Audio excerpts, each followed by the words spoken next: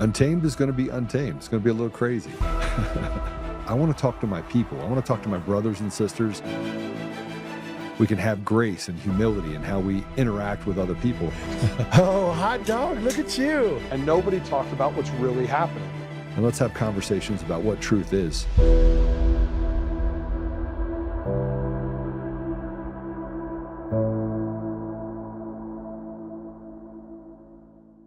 I'm going to give the ridiculous a little bit of air today. And I didn't want to do it. I didn't want to give any air to the ridiculous. Man, there is this underbelly of just trash. And, I go after Dan Bongino regularly, and I want to tell you about Rumble. We've been building a case against Rumble specifically. So I plan on sending something out to the CEO of Rumble, who, by the way, announced that Dan Bongino is exclusive on Rumble. Well, he's one of the largest shareholders of Rumble. Be kind of weird if you couldn't create a exclusive with Dan Bongino on Rumble. But my concerns actually lie with this this group of mean girls, this high school banter that we get. And we have people that literally, I call them basement dwellers, that attack those people that are doing the hard work, that literally have put themselves on the line.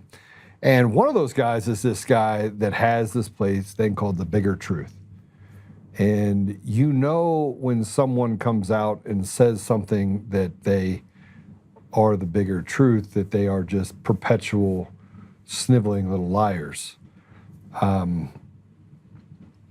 So I'm gonna read this open letter to Tina Peters. Now, Tina Peters happened to get on a call this morning with one of the team members that works with Tina, and I'll start by saying this: this Scott guy wrote a letter to President Trump and wrote a letter to Tina Peters, and sent it to Tina. Took the time to send it to her in jail, and this is how you know specifically that, number one, he wrote the letter to President Trump using Grok, using AI. It took me, I just picked it up, dropped it into Teacheries and said, hey, was this written by AI? And the whole thing was written by AI. Now that's one. And number two, the other side is a letter he wrote to Tina Peters. So I'm gonna stop in the middle of this, guys, and I'm just going to, I'm gonna be a little petty before our guest comes on, and this is me telling you out there, it has nothing to do with this piece of trash that I'm talking about. Nothing. This has to do with a group of people who are doing everything they can to destroy people like Tina Peters while saying that they're on their side.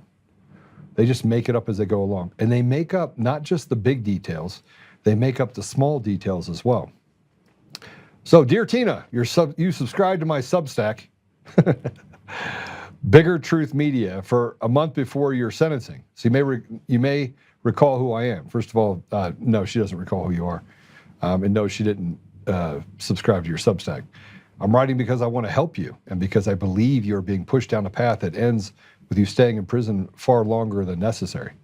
I'm going to be direct. The people most publicly advocating for you are actively damaging your legal position and using your case to inflame the country.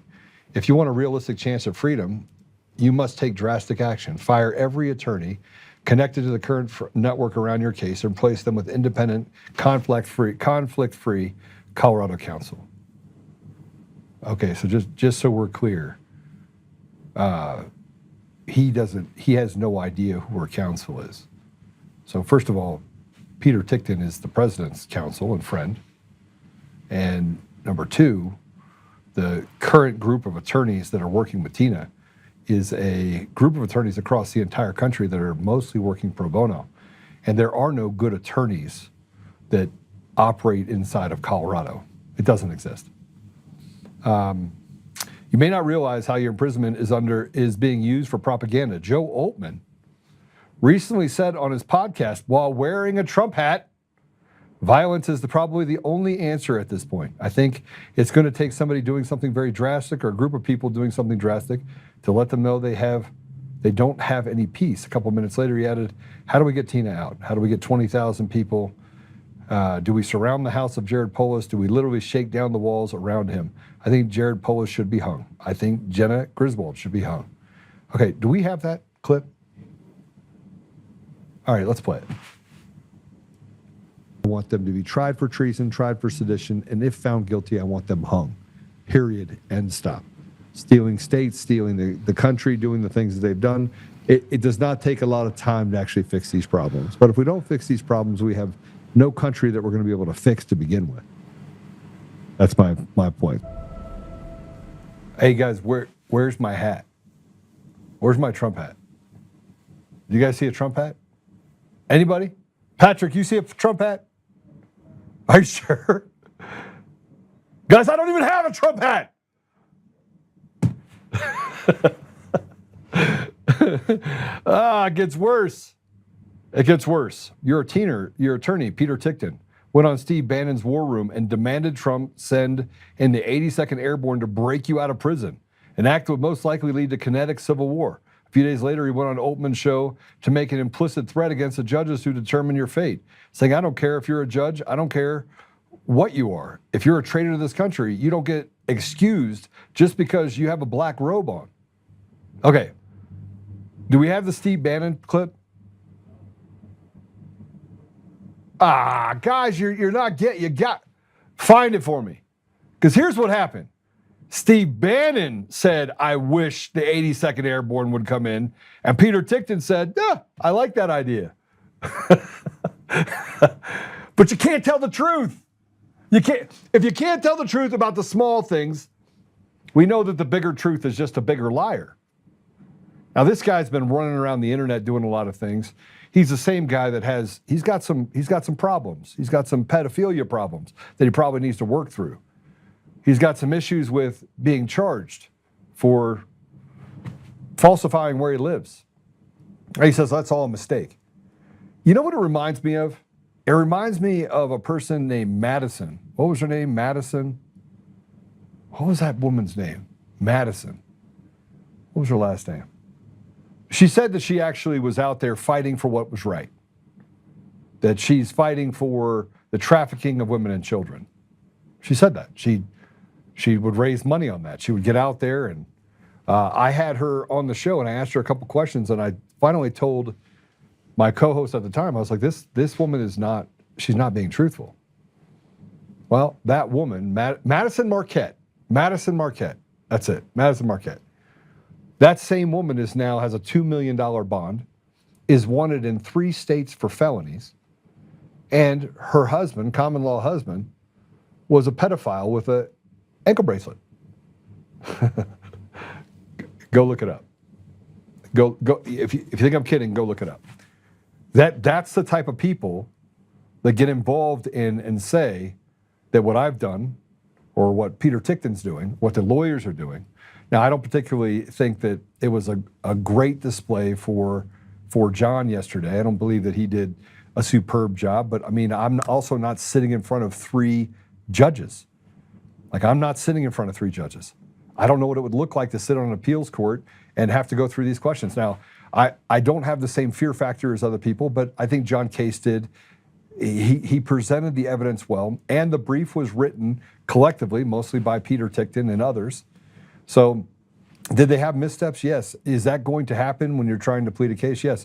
I can promise you this, though. The attorneys for Tina did a much better job than the deputy attorney general, the assistant attorney general that showed up, who lied her face off and got caught over and over and over again trying to justify the actions of the attorney general's office, or even the actions of the DA specifically, and the judge in this case. So I think that John Case did a decent job, and I do believe, I'm going to give you guys my thoughts on what happens there, but I do believe that that she will be, just like the other case, she will be vindicated, and that she'll get out. Now, he goes on to say this. Whew, Tina, those statements are not help. They're gasoline on the fire. They put pressure on courts, harden judges, and make you look like the symbol of defiance, not a defendant seeking lawful relief. The tragedy is that you would likely be free today if your legal strategy had focused on your defense and mitigation instead of serving a political media narrative. Your posture at sentencing, arguing, justifying, and signaling, you'd do it again, made the severe sentence predictable and justified. This piece of shit doesn't have any clue what we're up against. And to sit here and say that Tina Peters should fall on the sword and talk about her defense, there was over 40 motions that were denied. The judge yesterday clearly said that her affirmative defense was not allowed to be presented. And how do you take away someone's affirmative defense and then tell them inside the sentencing that it's about the fact that you breached the election equipment, which she wasn't charged for? So the judge was thoroughly confused. But more importantly, you got a guy here that he's the smartest guy in the room. This guy living in the basement of his mother's home is the smartest guy in the room. This is the problem that we have inside of our society now, is that we got a bunch of people, talking heads, that get out there. Brian Cates, same thing. I put up a post, very clearly stated, this is what I was told.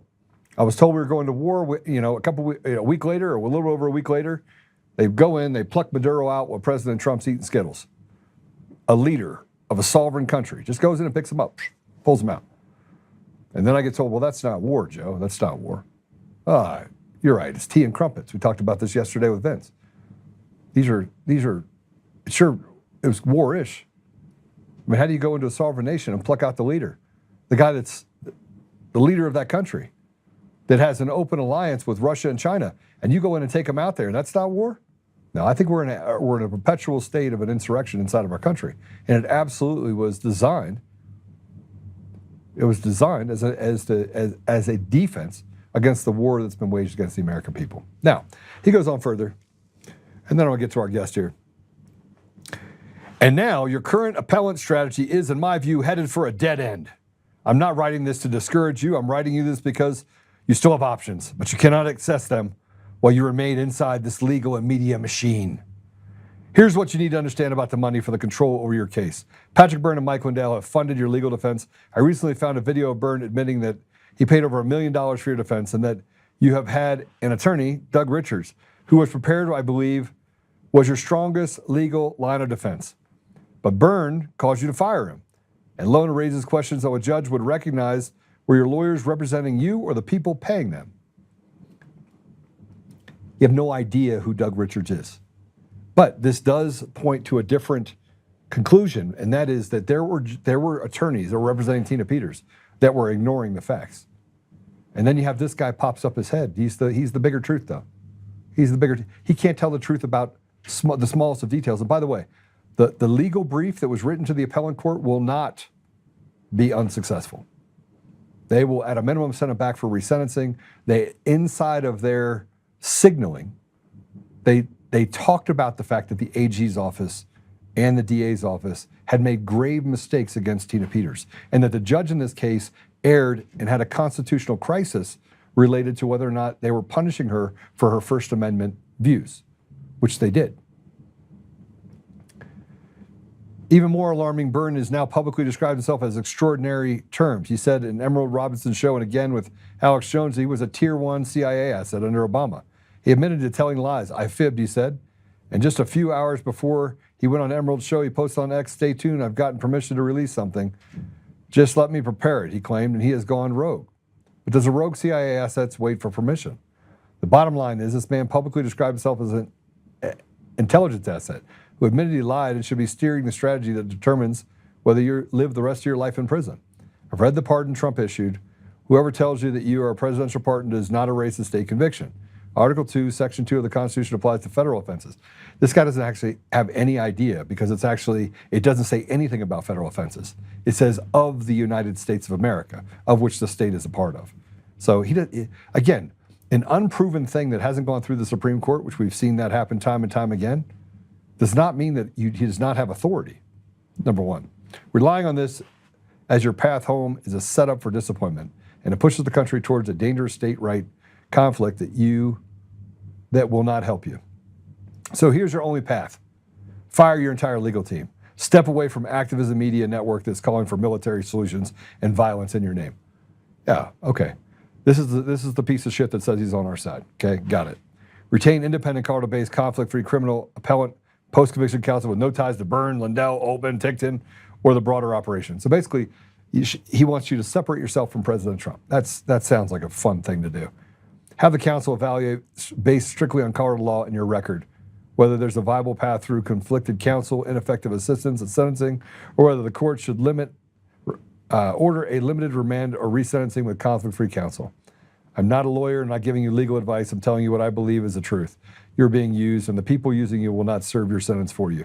I pray for you often. You are more friends than you realize, but you will not find them until you break free of the people treating your life like a political weapon. Respectfully, Scott McMahon. So I'm going to just say this to Scott McMahon. You're an idiot.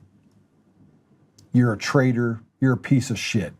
And frankly, you don't know anything about Tina Peters' case. And for you to stand up and justify what this court has done, what this judiciary has done, is not just foolish. It shows that you're a part of the leftist machine. You've done nothing. You've sacrificed nothing. You've gone and asked people to give you money while you spew a bunch of Q bullshit. You're garbage. And it's garbage like him and other people like him, even at a higher level, that have created some mass distrust and chaos in the ideas that we have to formulate around. And that is, we're in an active insurrection, currently in an active insurrection. And it's been going on for decades. And it's a slow boil towards taking away the sovereignty of not just the state or even the Constitution. It's the sovereignty of the individual. We're treated like slaves. But just trust this guy. He's not a lawyer, but he's got it all figured out.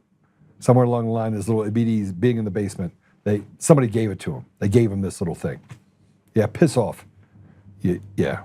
And actually, I don't even know if there's something I can do. Maybe I think I'd depose him. I think I could probably get that done. See if maybe Coomer's people were paying him. All right. So President Trump put this truth out this morning. Now I'm done with that guy. You guys, you go hang out with that guy, and he can seethe and masturbate to the Minions movie all he wants. Let's talk about what President Trump just put out on Truth Social. Go ahead and put it out.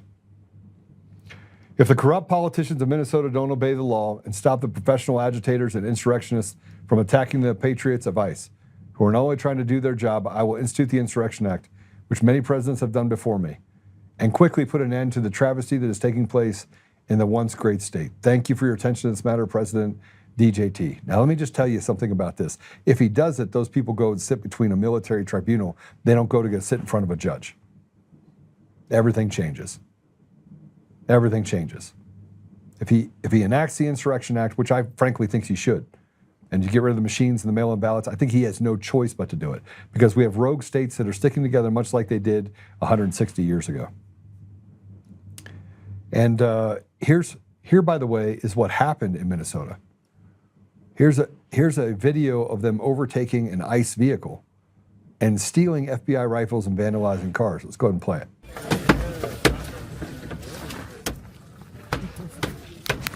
Oh, wow.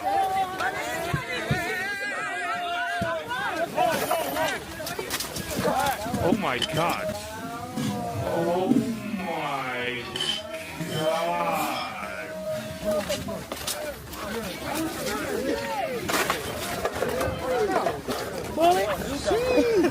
There's some bullets. Hey, that's a police here? I don't know.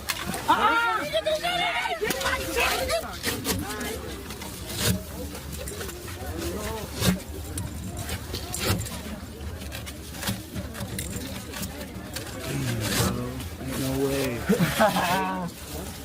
Tourniquet there? Did he get... Okay. Hey, don't film that.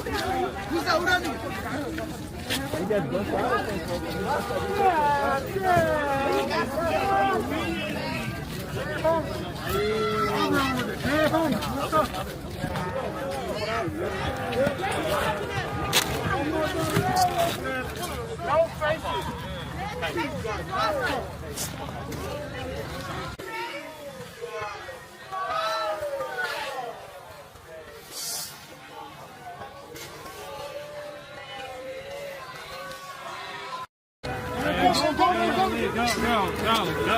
Oh, shit.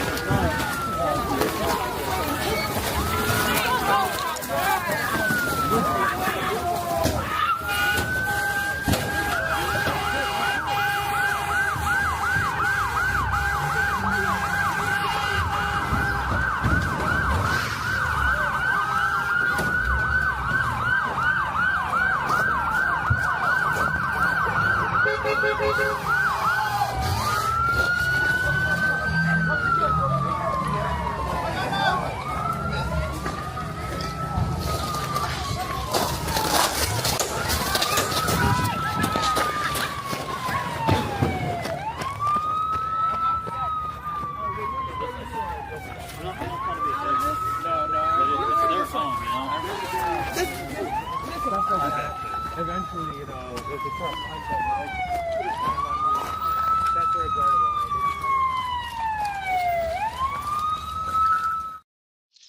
All right, so the guy that has the face tattoo that they have, that guy's going to do 20 years in prison.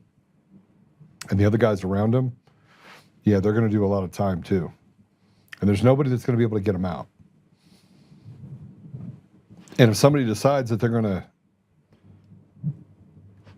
hide and not give back that FBI rifle, and that rifle is used in a crime, that's going to make 20 years, 60 years. So this brings up the post that Kyle put out. He put up a post that's a legit question.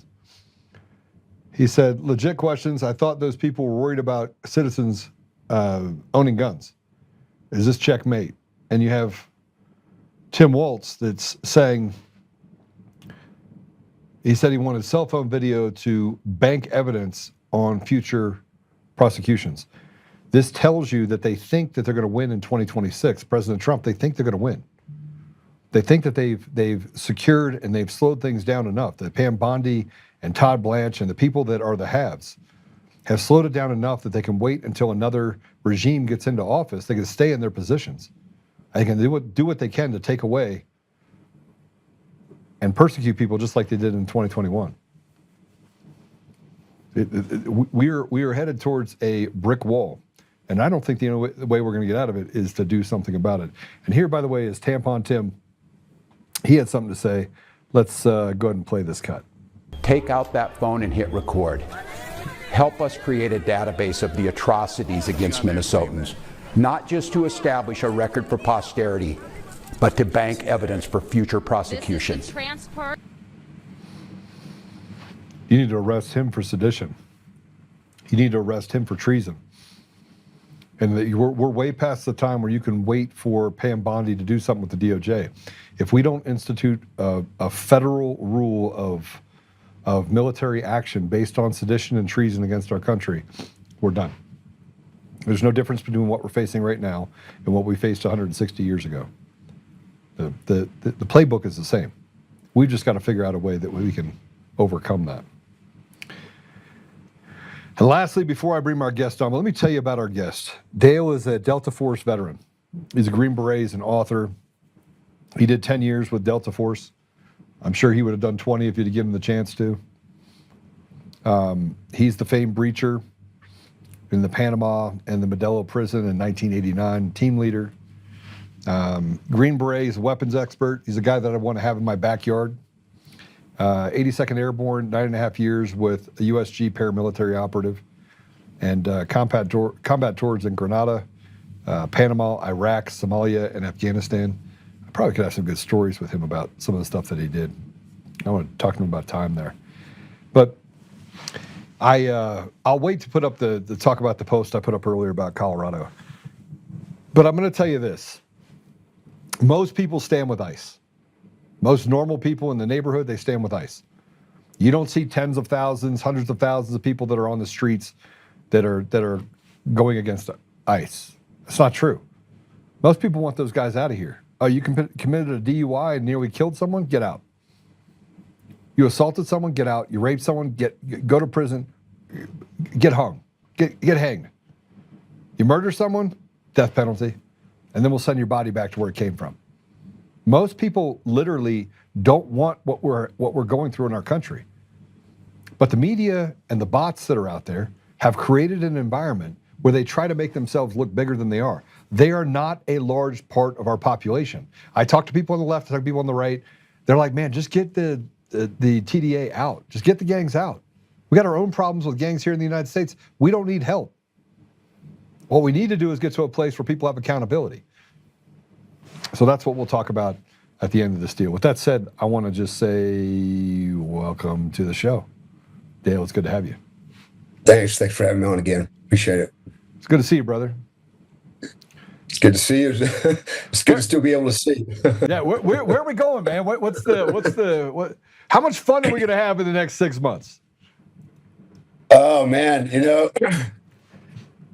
I've been saying this for a while now. I think we've engineered our own extinction, man, with so many different things happening at the same time between AI, the politics, everything that's happening in the world right now. I just think we're circling the toilet bowl, honestly. And how many more years? I don't know. But if I had to guess, I'd say we got maybe 4 to 8 years, and then things are going to go really, really bad. I don't see it getting better, especially with AI.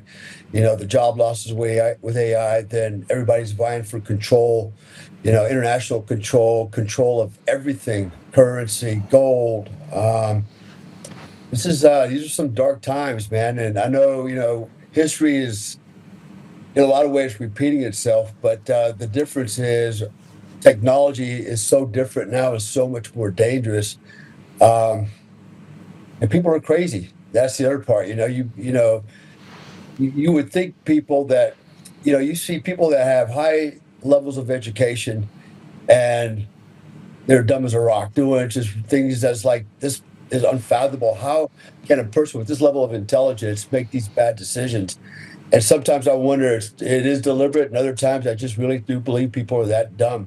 And well, I mean, let's talk about that. Let's talk about that specifically, because we overvalue education and undervalue competency and common sense. I don't believe that you can read a book and take a test and you can tell me that you're educated. That doesn't make you educated. And our educational system today does not teach the fundamentals of the things that are necessary. It's like saying that you're a Delta Force operator, right? But nobody ever took you through and did breach training. And anybody that knows anything about what you do when you do a mission is you do it over and over and over and over and over again. So that it's like being in a scripted deal. You know what to expect when you get into that situation. Can you imagine that if we had that in education? It would be a different world. You want to call that an education? Go ahead.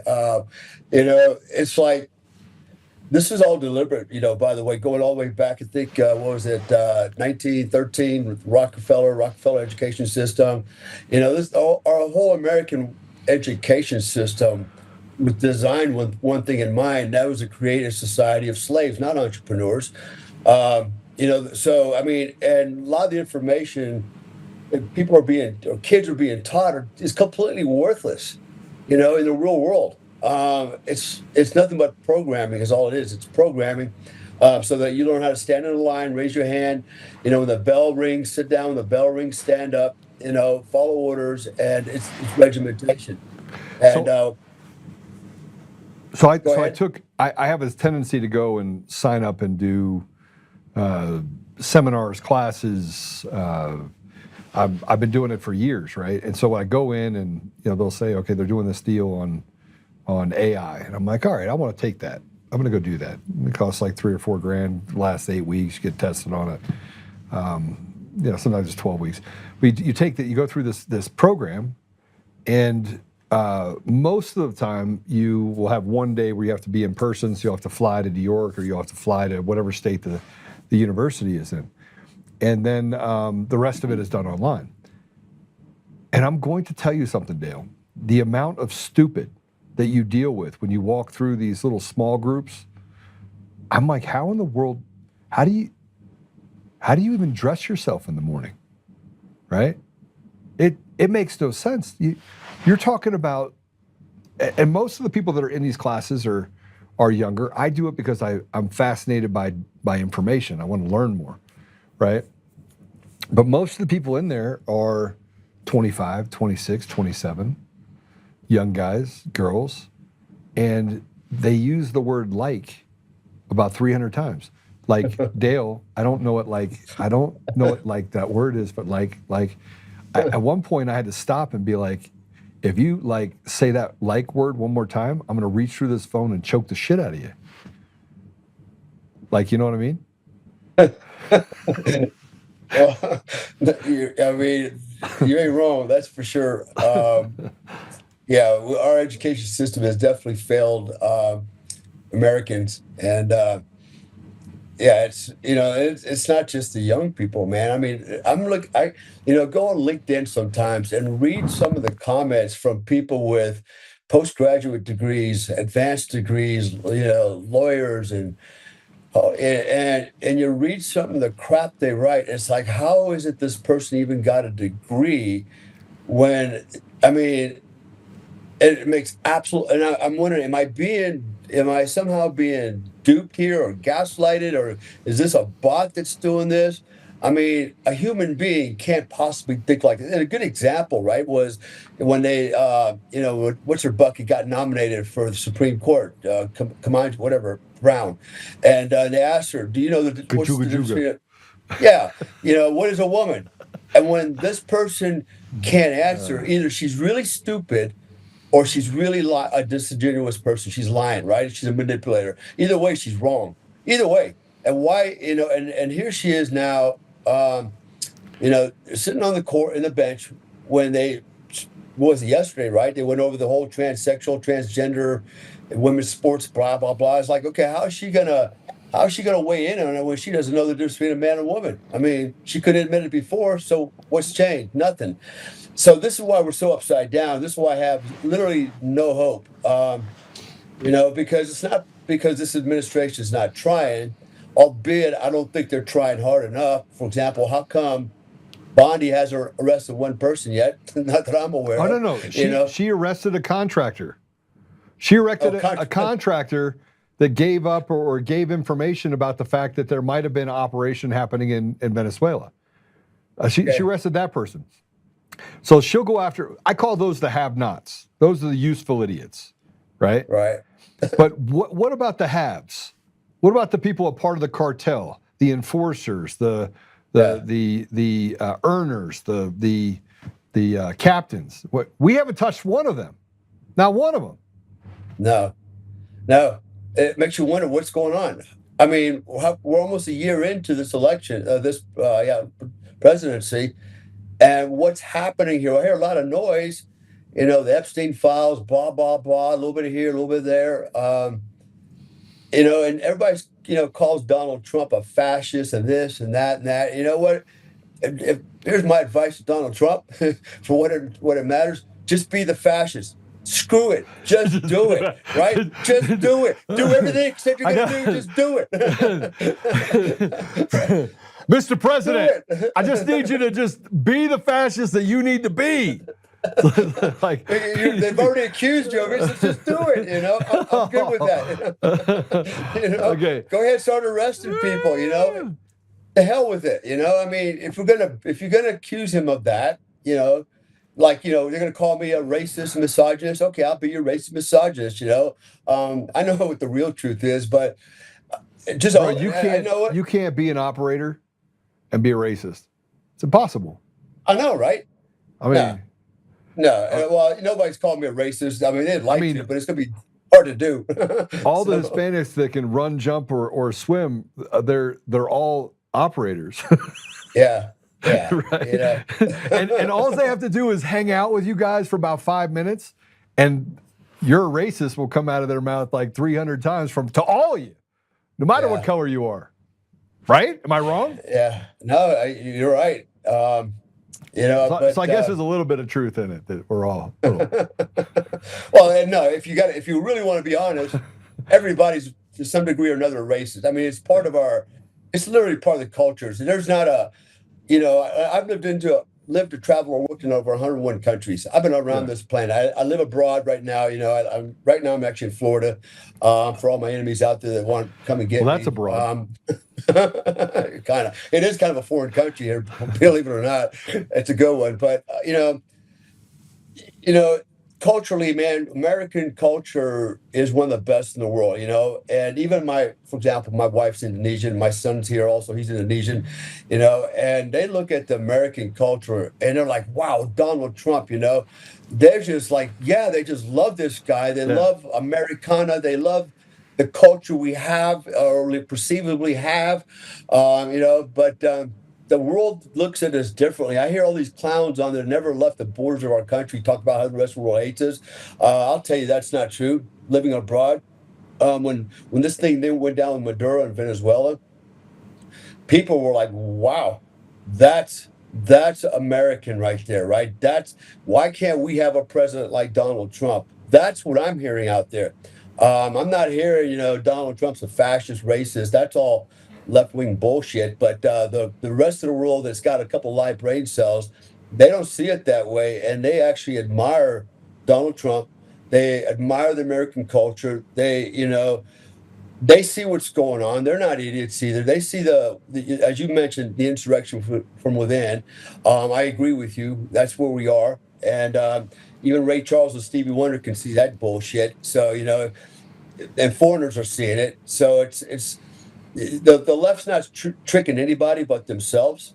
As long as the right, the conservatives particularly, stay focused and remember what's important, and that is, we have to, like you mentioned again earlier, we've got to start pushing back, and pushing back hard, or we're going to lose it all. We have an opportunity here with this administration to get a good foothold and get it right. But it's going to take a collective. It's going to take many people on the right. We already have, the rhinos, already going against Donald Trump, man. It's like, why can't this team play as a team? Why do we have to have these Una Via MFs in there? They got to go their own way because they got to make a statement and derail the entire process. We could win and we could do really well if everybody would work as one team. Let's get the ball over the finish line. All right, let's win this hands down so the Democrats never have a shot at this again, and the Marxists. And then what we can do is make adjustments later on. Right now, we've just got to do, we got to do the hard right thing over the easy wrong things. And too many politicians, even on the right, want to do the easy wrong thing over the hard right thing, and that's they're betrayers, Dale. Absolutely, they're betrayers. I mean, these are people that would sell their grandmother down the road for just a little bit more power. Absolutely. I totally agree. This is why I wasn't really joking when I said earlier Trump just needs to go ahead and be the fascist that everybody calls him, and he needs to just go out there and start crushing nuts, man. I'm no more bullshit. Walnuts. Well, arresting one dude here, two dudes there.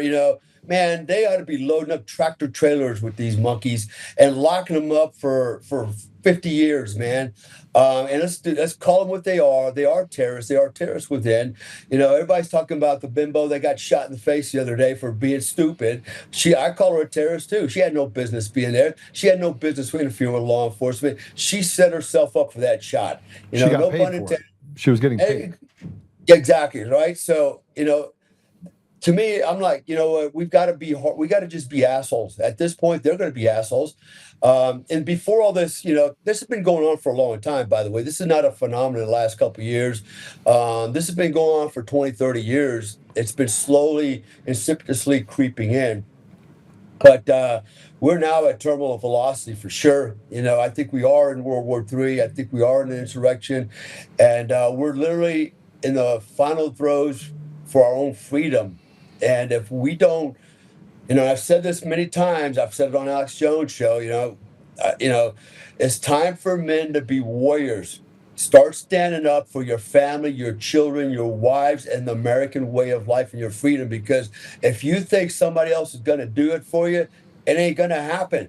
It's not happening now. We're going to have to stand up. And so, honestly, we're all the conservatives right now. Why don't we pack our vehicles, roll up to Michigan, as American citizens, stand with law enforcement and give them top cover, give them security so they can do their job.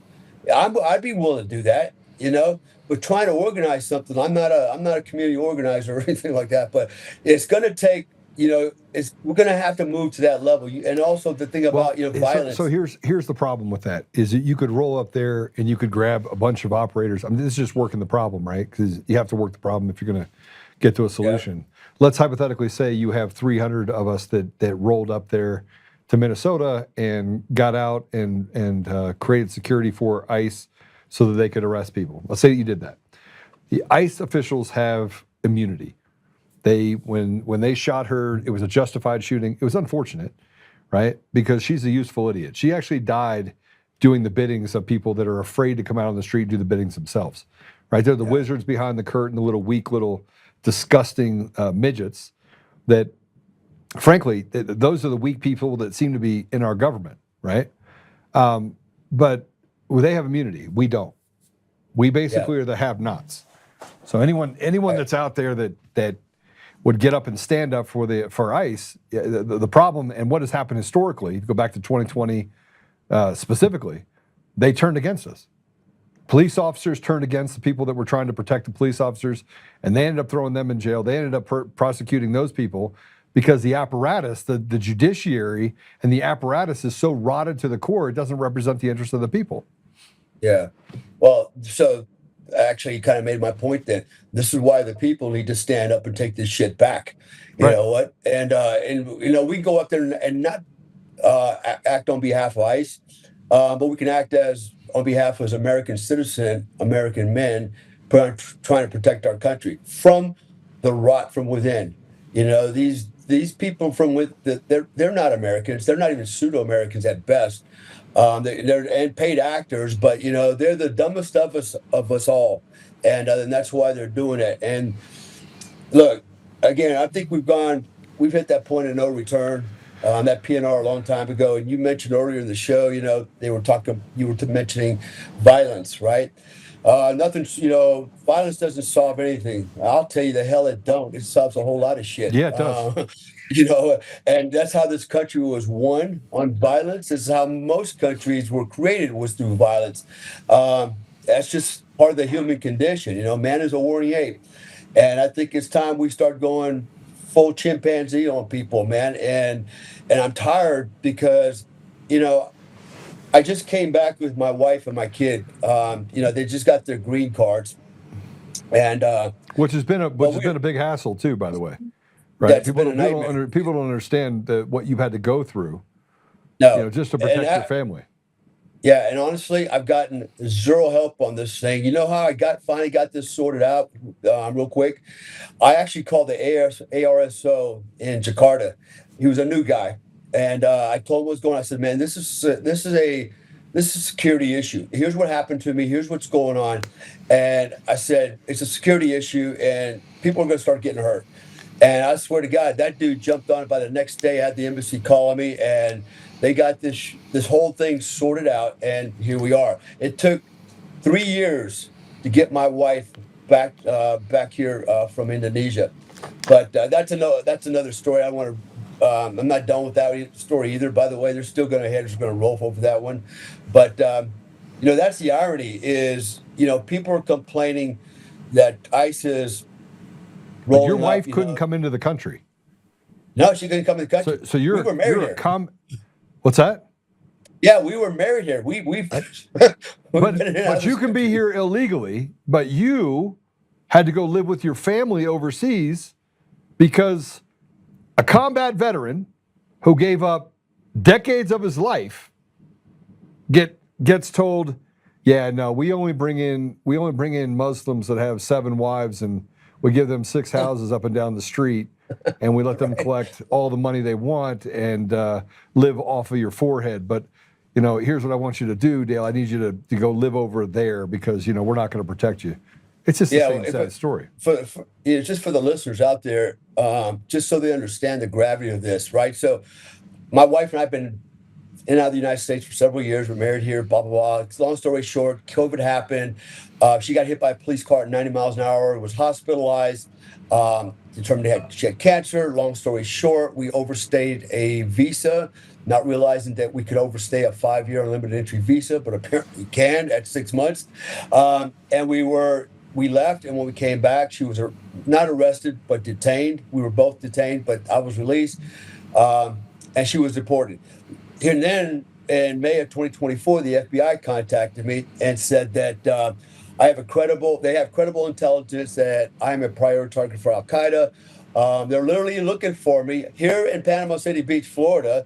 They were literally looking for me. How do I know that? Because my roommate contacted me, and I've got another Green Beret friend that lives here in Song. And so, yeah, thanks to Joe Biden, Al-Qaeda is in our country, and they're looking for guys. Lucky for me, I don't live here. I live different countries, and I move quite a bit, and I won't be here very long either. But you would think, now that I've got a letter from the FBI, a credible threat, you would think they would give my wife her visa back. Even if you don't want to give her the green card, give her the visa so I could get off the X if I found out they were running ops on me where I currently live right now abroad. And nope, here I am since May 2024, just now left the country with my wife. You know, they had no intention of helping me and my wife, and this is the Biden administration. They would rather leave me out there and let me and my family get killed as an American veteran than give my wife her visa back. Yet you and me, you know, the taxpayers here, we're funding schools and Medicare and, you know, all the stuff these illegal immigrants, you know, coming to our country that they're getting our tax dollars, you know, my tax dollars, and yet I couldn't get any help, right? So this is the betrayal I've had to undergo, and you know, I finally worked my way out of it, and you know, I'm not done with it. But anyways, you know, there's a story there that, you know, this is how fucked up our country is. Sorry to cuss like that, but this is where we're at, you know. We allow the criminals to come in, we allow the terrorists to come in, and we keep guys like me that have served this country, never been in trouble. I got 2 speeding tickets my whole life, never been in trouble. And, you know, I can't bring my family back to the United States. I can't get off the X. It's just mind-boggling. So, you know, when we started this conversation, you asked me what's it going to look like, and this is why I have almost zero hope for our country, because the left is bound and determined to destroy it one way or another. It's going to happen. So I don't know. You know, hate to sound like a nihilist, but it is what it is. You know, we've come a long way, and it can change if Americans on the right, the silent majority, which I call them a bunch of cowards, would just start making some noise and start pushing back. But they're not, you know, and I don't know who they think's going to come to save them, because nobody's coming. Nobody's coming. It's up to us to make the change. Yeah, so let's back up a little bit. Look, I don't want to black pill people. I don't want to get us in a place where we're shooting at each other. Obviously, you don't either. Anytime you've ever seen battle and you've seen war, you've seen the bodies strewn, nobody wants that. Nobody wants that for anybody. I don't care who you are, right? At the same time, let's push that aside real quick. Let's talk about the operation that just happened in Venezuela. So you've had to do explosive breaches. You've had to go through and do extractions. That had to happen. You've done that before. Mm-hmm. They went in 3.5 hours, knocked off 126, I think is what I saw, security forces. A vast majority of those were Cuban mercenaries, right? They used some state-of-the-art weaponry, which I think is fascinating, right? And they plucked him out of a country, a sovereign nation, like they were going to the grocery store without one casualty, and pulled out the leader of that country, the wealthiest country, arguably, by resources in the entire Americas. And they did so in 3.5 hours. All right, you got to tell me, how'd they do it? I mean, that's I mean, the amount of intelligence you would have to have, and the amount of understanding you would have to make that possible. It's it's pretty dramatic. Well, I'd like to do a little bit of a comparison, so it's unprecedented. I want to say it's unprecedented. It is unprecedented that you have, for example, our country go in and snatch a leader out of their country, and in the fashion we did it, right? It's pretty amazing. But, I was one of the Modelo prison raiders in 1989 at Just Cause, Panama, to rescue Kurt Muse. And we did that operation under 6 minutes with a little over roughly 23 guys. And we flew into a hornet's nest. The entire commandancy had been reinforced. The prison had been reinforced with Panamanian Defense Force. It had roughly 120 shooters on the ground floor of the prison itself. Yeah, we went in there and literally just snatched this man out from the jaws of death within 6 minutes. And same thing, we didn't have any KIAs. We had some WIAs. We lost 2 helicopters, but a flawless operation. Now, fast forward, here we are again, very similar operation. And I heard somebody. They lost the helicopter. They did lose the helicopter. Yeah, but overall, it was, it was a successful mission. Mission was, accomplished. But here's the thing, everybody wants to attribute it to technology. We had this, we had that, we had that, and although technology does help, I'm not knocking it. It made a big difference. Ultimately, at the end of the day, it comes down to the man with a gun on the ground, and those Delta operators went in there and put a lot of men to sleep and didn't take any casualties and got this guy out of a hardened target. That's just that speaks volumes to the selection process for Delta, the people that it select, the level of training that has gone into these men, and the equipment and the funding and all the resources that we have put towards that unit since its conception just keeps paying off. It just keeps paying off over and over and over. And so when you put money and training into a force, what you put into it is what you can get out of it. And they put everything into this unit, everything. And so now we've got probably the rest of the world, a lot of leadership out there quaking in their boots, going, oh shit, if they can do that, what can they do to me? But it comes down to, you're right, there was a lot of, and man, there were, Delta Force is the tip of the spear. It's the shiny, sharp end of it, right? However, behind it, you have to have a staff along with support, right? Intelligence, human, SIGINT, you have all types of aviation platforms. You've got a lot of stuff that is going to push that spearhead in through the target. And so without that shaft, you got nothing. So, hats off to everybody in the whole operation that made this a reality. And again, it speaks volumes to the professionalism, the professionals of the U.S. military. I'll even give a nod and tip my hat to Hegseth. Everybody doubted this guy, but here he is. This is on him, and he did it. And so I'm pretty proud of what we've done as Americans. I'm proud of what the unit did, but I'm not surprised. And I think. If nothing else, man, that should be pretty motivating for the rest of the military and for Americans, man. To know that we have that kind of capability. It's just amazing. I was shocked when I heard it. All right, so based on that, though, as an operator, they had to have trained on this, and I know that I'm probably asking too many questions about how long they had to train. I mean, I remember having to go in, and they would make me do things 7, 8, 9 times. When I would move with someone that with some security, right, and they'd like do it again. So I know, and I've looked at the ROE manuals and things like that on how you engage. So you have to be well versed on every operation, right? But this is different. They took him alive, which is unbelievable. And do you think that there was 2 things? How long did it take them, do you think, to train to make sure they could execute on this operation? And on the other side is, do you think there was a contingency that if you have to put them down, put them down? Yeah, actually, so training is easy because they're always training, right? So it's fundamentals. CQB is always applying the fundamentals, right? So As far as the rehearsal goes, I don't know, but most likely they built a mock-up of the compound, the building that he was in. I know they did.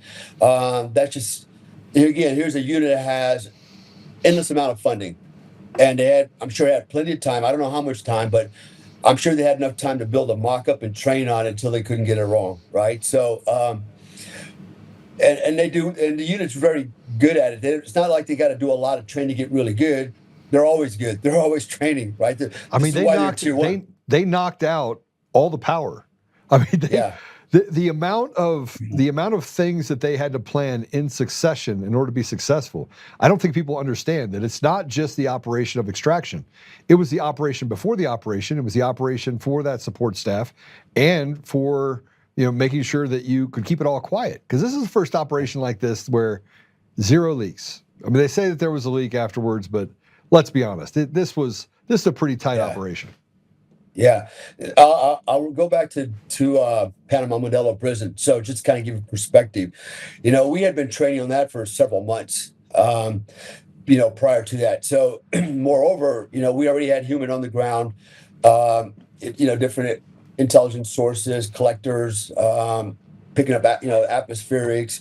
We had that going on, and then prior to the actual the assault, we already had snipers on target. They're watching, reporting back. They're the ones that actually reported back and said, we're starting to see an unusual amount of buildup. We see these guys reinforcing with sandbags, 50 caliber machine guns.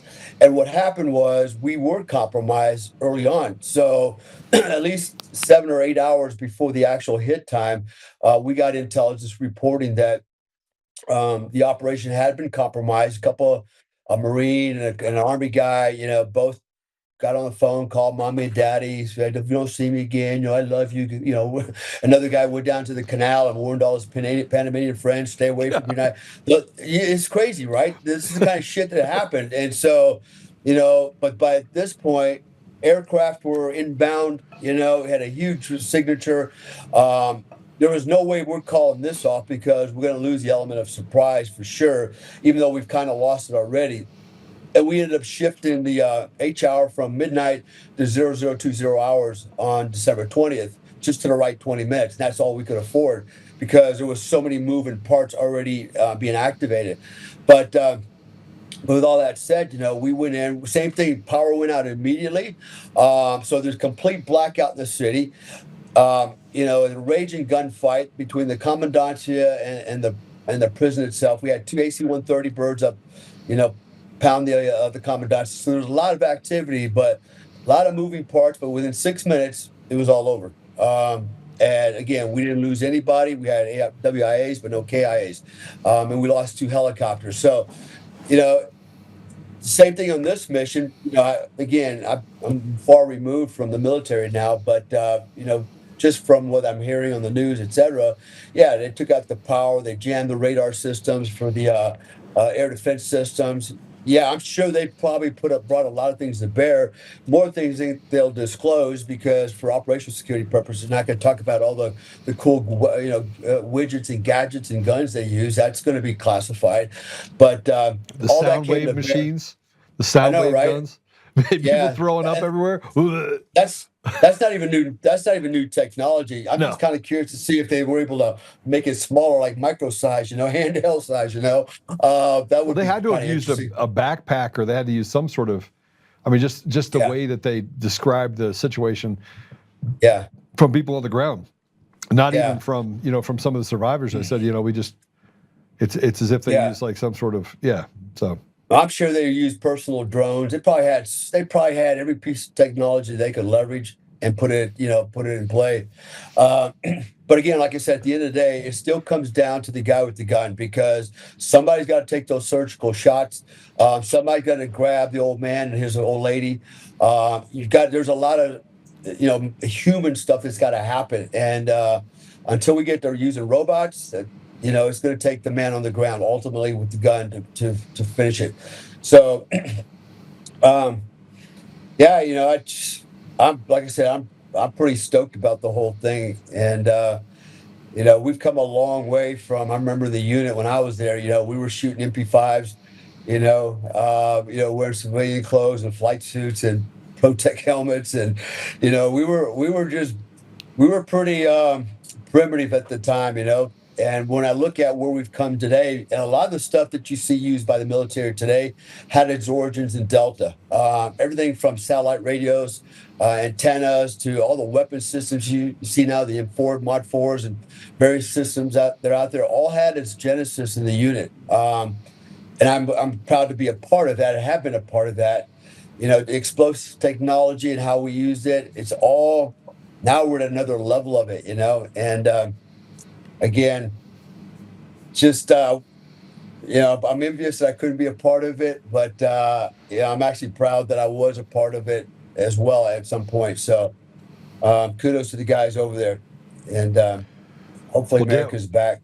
Dale, we've got a couple of strategic things that have to happen over the next 3 or 4 months in order to get us to a place where we can save the country. This is like the tipping point of the Battle of Normandy, right? I mean, we're at a place right now where there's battles to be won that are imperative. And I think one of the things that we have to do in order to right this ship with all the chaos that's going on, because you said it when we first started, and that is, Joe, we've got so much wrong, so many bad things happening at the same time, that the only thing you can do is kill the chaos. And the only way you kill the chaos is to give people back the authority to take control of their communities. In other words, you gotta equalize the voting system, right?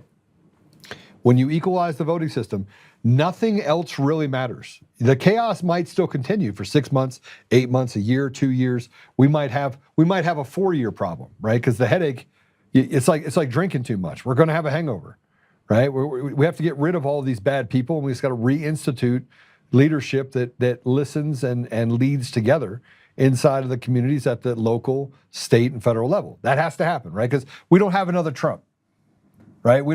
You have to break the political apparatus. Everything else will fall behind it. Yeah. But I truly believe we have to do that. So if we're able to do that, if we're able to get rid of machines, mail-in ballots, get rid of some of these, have more support, like I said, I think that most of the country supports ICE, and we're able to do those things. Do you see that 4-year window that you're talking about leading towards healing, or do you think we're still headed towards the ultimate destruction of, okay, we're still in massive, massive trouble? Yeah. So I like everything you just said, but here's the other part of it, right? That but everything that comes before "but" is bullshit. Well, here's the problem, right? We complain about immigration every day. Yeah. Listen, my mom has a green card. She's actually finally going to get her citizenship after I don't know how many years now, 50-something years, holding a green card. My wife's got a green card. My son's got a green card. They earned it. I'm all about immigration, right? America was founded on immigration, legal immigration. But we're all complaining about assimilation has to be part of immigration. Absolutely, right? Exactly. Okay. They got to assimilate to our culture, right? Don't bring your culture and make me adapt to it. Learn how to speak your language. You learn how to speak my language. But the problem is this: we're so focused on all the illegal immigrations that have come in, but nobody's ever talking about the problem with AI and how pervasive it is. Soon, within a couple of years, probably 70 to 80% of the world's population won't have a job anymore. We're not paying attention to AI, and it's just, no matter what we do in America to save it, if we don't address this AI issue, employment, and all the things that go along with that, there will be nothing left to save, and I think it will just create more chaos. Can you imagine in 4 years from now, let's just say 60% of the population doesn't have a job anymore and won't find a job because it's been replaced by AI. What do you think that's going to do to the social fabric? What do you think that's going to do to crime? Where do you think that road's going to take us, right? So, well, we already know what you're saying. I mean, look, the World Economic Forum came out in 2011, 2012, saying there'd be some massive changes and shifts in human behavior. They already knew about it. They were pursuing this thing called a quantum computer. By the year 2014, 2015, they had mastered how they could keep the computer system cool enough that they could actually then run that system. By 2018, quantum computing was already in the mix. They were using it for situation analysis and how they could overthrow governments and do things all over the world in order to see kind of what the next step is. So there are things that we've been doing as a country for years that people think, well, it's not there yet. We're not there. We've been there. Okay, we've been, like the weapons you talked about, they're not old technology. The creating a micro environment where you can operate it is relatively new. But when we talk about AI, the World Economic Forum knew about this. Yuval Noah Harari talked about this when he said that we needed to reduce the population of the country and the world by 90 to 95%. Bill Gates was over in Africa trying to sterilize entire groups of black people. That's not by accident. He knew. These people knew. They had been working on this for a long time. Right? And the only way you combat AI is with sticks and stones. In other words, you get back to the basics so that you can make sure that you have a functioning society. And I think this is the point, right? So this is why Trump is so important right now. We have to win decisively. It can't be, if you keep messing around, we're going to come and get you. It's got to be, no, we're coming to get you today. The tractor trailers are going to load your asses up. The shit stops now. We've got to get hard, man, because we don't have a lot of time. And because ultimately, if we can get this right and we can get our country back and we can get the control back under Trump, Trump can now make moves to say, you know what, we're not playing the World Economic Forum game. We're not doing this. We're not going digital currency for everybody. It's voluntary. We're still going to have fiat, right? All those things that keeps us from getting enslaved. He's going to leave that out. He's going to allow us to live freely. I believe he will do that. And but if we don't win this decisively, we'll have to bend over for the World Economic Forum and the rest of the world. So the problem with the haves versus the have-nots is that the haves think that they're always going to exist, and that the have-nots are the ones that are expendable, right? Yeah. That's the issue that we face. When you're in the mob, you don't feel like you're expendable. You don't feel like you're you're at risk. So any decision that you make, because you're immune from all of those decisions. Like if you're inside the judiciary, you're not worried about losing your job. They'll make a couple examples out of people, and you might get caught in the net. But most people are not gonna. They're gonna throw, hey, just resign, retire. Like, we'll move on from you, right? So it's optics and kabuki theater. Most of the time, what you're dealing with Pam Bondi, Todd Blanche, and what you have in this judiciary, and in the DOJ and the layer of the den of evil, there's no consequences, none. No, and this is the thing with leadership. With real leadership, there's accountability and responsibility, right? Right. But we're not seeing that. We're seeing people in leadership positions doing absolutely nothing but talking. Why have we not arrested more people? Like, there should be a lot of people sitting in jail right now waiting for their day in court, and it's not happening. And as long as we're not holding people accountable at every level, they're just going to keep doing what they're doing. And this is why they're getting away with it, is because there's no accountability. We're not enforcing the laws. We're not doing anything. Yeah, we're going out and arresting people with ICE. They're doing their job. But it's going to take more than that. It's going to be all the protesters, those antagonists that are interfering with law enforcement. They need to be held accountable. Not only them, but guys like Tim Walz, right? The puppet masters, these guys that are, encouraging people to go out and do this and do that and take videos and blah, blah, blah. They need to be held accountable as well. And like I said, it's a big machine, and it's got a lot of moving parts. And we need to figure out we need to shut down some of the key pieces on this, take out some of the key figureheads, like Walz and all those monkeys in Minnesota, right? All the bullshit they're pulling. California, we can go on and on and on. But if there's not going to be an accountability responsibility, nothing's going to happen. That's why I sound like a nihilist, because I really don't have a lot of faith that this is going to work out. I think we've gone too far down the road. And the only way we're going to either turn it around or change direction is going to require American civilian. It's going to take American men, just American men, to go, you know what, our government can't help us. They're overwhelmed. The law enforcement can't help us. They're overwhelmed. It's time for us to exercise our rights, our Second Amendment right, and stand up and protect our country. I sound like a revolutionary, you know what, but at some point, it's got to change, man. It can't keep going this way, And I hate when I hear men, I'm just turning off the news. I don't want to hear all that. It's just, man, that's exactly what they want you to do. They want you not to pay attention. They want you to think that somebody else is coming to save you. Nobody's coming to save you. I thought somebody would save me and my family. I thought for sure that's an easy one. Surely they wouldn't leave me out here to die, with my wife and my family. Oh, yeah, they would. And they did. Right. And so, I finally was able to extract myself because I made one good phone call to the right guy who actually did his damn job. One guy did his damn job, out of all these people. Other people tried to help me. There's some really good men out there that have tried to help me, and they just kept hitting walls because the system's broke. And again, I say this, with all my heart. Nobody's coming for you, man. Nobody's coming to help us.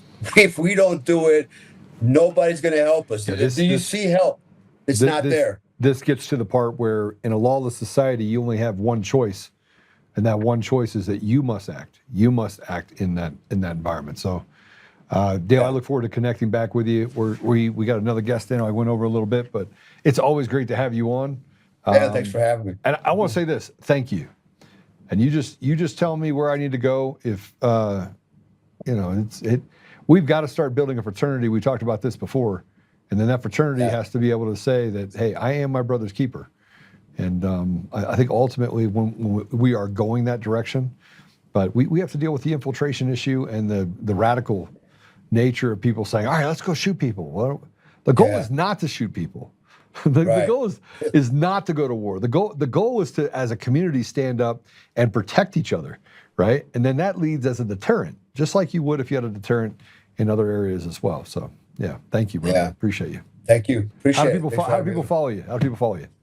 Real easy. DaleComstock.com. I'm on Facebook, Instagram. I'm Official American Badass. So, I'm not hard to find. All right. Hey, God bless you. Thanks for coming on. We'll see you again soon. Thanks, sir. Take care. Take care. Bye-bye. He's not playing around, and he's not kidding. It's not like he's saying this stuff to be hyperbolic. He doesn't have to be hyperbolic. He was with Delta Force, right? Hyperbolic would be when you go into a prison and you put your life on the line, knowing that there's a chance you might not come home. This just brings me back to the place where we keep fighting. We started this off by talking about this little prick that wrote this letter to President Trump and wrote this letter to Tina Peters, as if he has ever had a seat at the table. And the thing about Dale is Dale's had a seat at the table. He's walked through this. And now what he's saying is, hey, listen, the only way out of this is to make sure that we make drastic decisions. It's like having a kid that's off the rails, and you got to put your hands on him to make sure that your kid actually does the right thing so you can protect his future. If we want to protect our future, we're going to have to do more than just sit back and watch things go. All right, so our next guest, we're going to get back to talking about Tina Peters for a lot of reasons. One, yesterday when we were going back and forth on the comments, Jonathan Moseley was in the comments, and we were talking about what I thought related to Tina Peters and what they missed, what they might have missed. Obviously, it's easy to be an armchair quarterback when it comes to critiquing a lawyer. I was pretty open and animated about some of the things that he wasn't arguing. I wish I could have reached through and been a little puppet and made John talk. But you could clearly see that Jonathan was an attorney. I asked the question because of some of the comments, which were well articulated inside the comments as I'm sitting here going through things. So let me just tell you about him, because I asked him to come on. Never met him before. Actually, he may have met me before. I haven't actually talked to him. I recognized some of the things that he has contributed to. He practiced law for 22 years. He's from the East Coast of Virginia. He graduated from George Mason University. He's defended clients on J6 capital cases, including some of the Proud Boys and Oath Keepers. And he handled related litigation and under significant scrutiny and challenges. He's a writer and commentator. He also has some background. He faced professional disciplinary action, including disbarment in Virginia in 2022, and attributed to some of the lawfare and pressure related to J6 defense work. This just shows you that the states that get captured, they are capturing them one by one: California, Oregon, Washington, Colorado, Michigan, Minnesota. It's a state by state capturing using systems in order to put the minority into positions of power and then put it on the slippery slope where you just basically destroy the ethos of a nation. That's what they've done. It's pretty easy to see. It's an insurrection. We're going through it. So with that said, I want to go ahead and welcome Jonathan to the show. Welcome. Well, I'm glad to be here. I'm glad to get to know you. See, I have a little bit of trouble with my lighting, I see. That's terrible. Anyway, so let me know if you're going through 3 o'clock or 3:30, because it's my first time on here, in terms of how much time you have. But because a lot of the stuff you were saying, I'm very, very, very interested about how we save our country. But right now, let's just start with the topic on, on Tina Peters and things. Some of the things I thought about with regard to yesterday is that 15 minutes, which ended up being 25 minutes for each side in the appellate, is unfortunately a very little amount of time. It goes really fast. Being there at the podium is tough. It's tough to concentrate, tough to field. I mean, there are times, Supreme Court, other appeals, you get 2 sentences out before the judges start asking questions, and they so it's hard. So you prepare. So Jonathan, you prepare for an argument. You prepare and you prepare, and the judges basically interrupt it, make it difficult for you to follow the flow of what you created. You find yourself jumping around trying to handle all the judicial questions. Is that correct? Well, that's correct, and you have to be. That's not much better. I don't know what's wrong here, but the thing is that it's very hard to be prepared for that and concentrate. You know you're going to get interrupted, and so you're trying to concentrate on what you have to say while also being ready for the anticipation of being thrown off. So I thought it was a very good hearing. There are a lot of things that I thought needed to be included that were not. Me too, obviously. Yeah, my prediction would be, and the thing is, these were relatively good judges. In the California Court of Appeals, they obviously knew the. Colorados. I don't know why you think they so that they clearly knew the record very well, which is a big plus. It should be obvious, but not so much. So they knew, they knew what was in the transcripts. They knew what was in the court trial. But normally a good judge is going to kick the tires on both sides. You've heard it probably said many, many times in the news and everything like that, that you can't judge how the case is going to turn out by the questions, because conscientious judges, they grill both sides just to see what they're going to say. They're going to ask tough questions and see, does the person have an answer?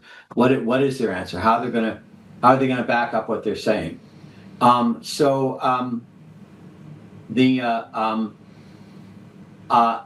Nevertheless, the nature of the questions and where they took the judges, I think, in spite of that warning, I believe that, I predict that there's going to be a split decision. I think the whole part about immunity, federal immunity, they call it supremacy immunity, but it's really federal immunity that Tina Peters was using. It was exercising what the federal precedents have recognized is a federal function. She's not employed by the federal government. She's not getting a paycheck from the U.S. Treasury, but the function of what she's doing is still carrying out a federal responsibility, and therefore she's entitled to immunity under the federal government, and that's supreme under the supremacy clause over whatever the state is doing. So I think that was sort of, presumably the judges have read the briefs as well, and they're not going entirely on the basis of what we heard. But it was kind of bungled. I think in terms of, it was kind of a mishmash, and some things that should have been brought out were brought out. Some of the other cases, not only were they well argued, but it's interesting that some of the judges really came to life. I don't know why. Sometimes they just are animated about it, it offends them, or they just decided they needed to step up and help. I don't know, but the thing is that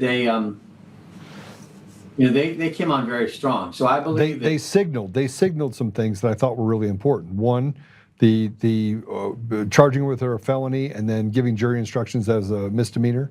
They were upset about that, and I think they were visibly, at least two of the three, were visibly disgusted by the assistant attorney general, who tried to still justify it by right and saying, look, you know. So I actually saw a lot of promise in the fact that the judges were, even all three. I think split decision is right, but I think all three of them saw how problematic this judge was in the sentencing and how he used the First Amendment against Tina Peters and making sure that he had almost a visceral reaction to how he sentenced her in this case.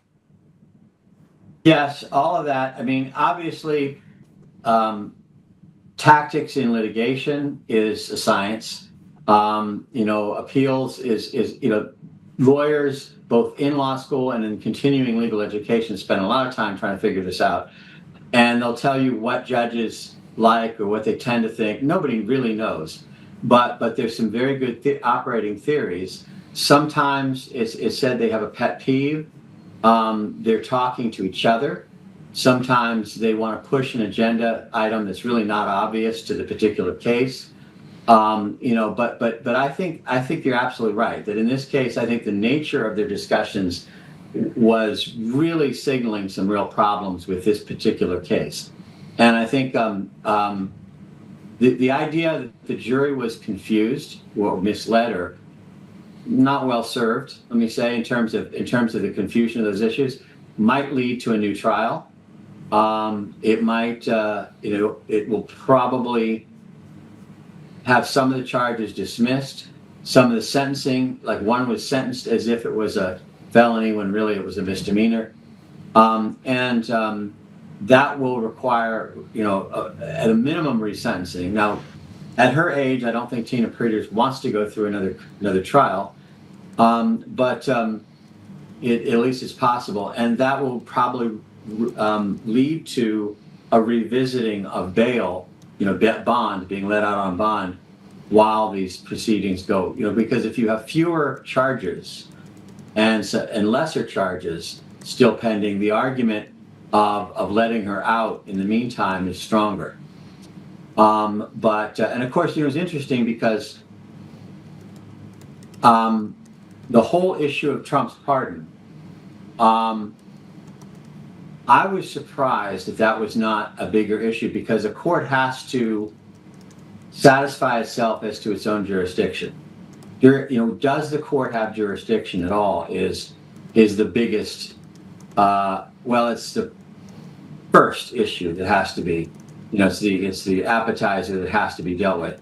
So Peter Tickton sat down and was just available to answer questions, but this court panel, these three judges, just skipped over it. There was a motion filed that this court doesn't have jurisdiction because of Trump's pardons. The issues are very complicated and very difficult. Some very good arguments, but novel. If it's, I would predict that the whole issue of pardoning, what is, I think, a sham about state. I think calling it the state issues is a sham. It's like dressing up a pig. They're not state issues; they're federal issues. But that's just my pet peeve. Well, I don't think it's a pet peeve, Jonathan. I think you're right. I think the idea, this is the same issue that I had when we started talking about the tariff issue. And if the commander in chief, the guy that is the CEO of your company, can't dictate the flow of goods and property into your country in order to protect the interests of the sovereignty of the people that are here, then we have a real problem. And the Supreme Court kicked that down the road as well. There are fundamental issues that we have to look at when it comes to the sovereignty of that jelly bean jar. If the states within the country are a part of the jelly bean jar, and the jelly bean jar is the federal government, it basically holds all the jelly beans, okay? If they're saying that a state election is to be, they can willy-nilly, whatever side's in charge can decide anything that they want to do, and they can change the rules, and they can create who it is and what they charge you for, while ignoring the jelly bean jar as the thing that holds the jelly beans, then we don't have an operating society. That's not a way that any country could ever function, because then you're always making a decision based on a justification of whether or not someone could or could not be charged for a crime based on what the interests that they were serving. Were they serving the jelly bean jar, or were they serving the jelly bean themselves? Go. Yeah, and one of the things that we tend to ignore, although if we stop to think about it, it's obvious, is that on election day, you go in on one ballot and you're voting for federal, state, and county on the same piece of paper. Yes. And each one of those are governed by completely different laws. So the federal, and you almost always have you always have a House of Representatives candidate. That you have the same piece of paper judged by a completely different set of laws dealing with the federal election than your county school board or more or less county.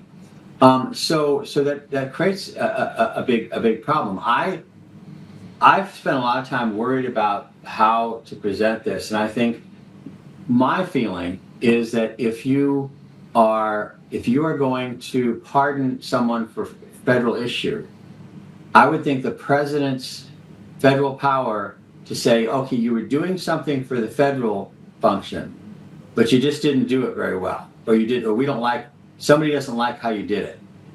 I would think that would be a federal pardon, because if you're saying like, okay, the FBI went and arrested somebody, but they ran over the person's flower garden,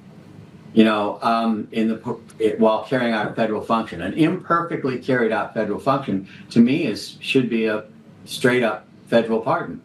But I also was saying that it is quite possible that they'll be debating this in law schools 200 years from now. What's happening now with Trump and Peter Tickton's arguments, and the Tina Peter case.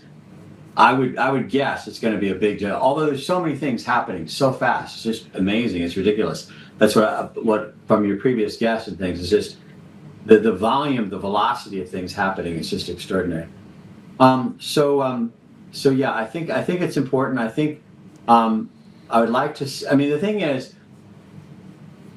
there's some very big issues here, but Tina Peters doesn't want to sit in jail while all of it gets hashed out, by the theoreticians. So you also got to figure out, just how to. I mean, it's like being the saying, I guess, in the military. Maybe I think it's there that it's like a private between two generals. Tina Peters just. Yeah, I don't know if you've heard that before. I think I've heard it. Yeah, so the concept, the things that I have a problem with in the Tina Peters case is that they did not charge her for breaching the election machines. They did not charge her for making a copy of the machines. They did not charge her with making a copy or an image at all. None of that actually breached or was anything she was charged with.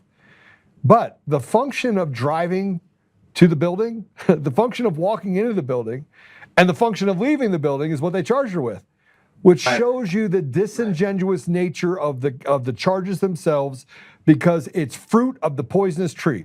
What you're saying is that the narrative that we're going to use in order to convict Tina Peters is going to be so salacious, so flamboyant as to why she did it and what she did, and you're going to make it all about the election.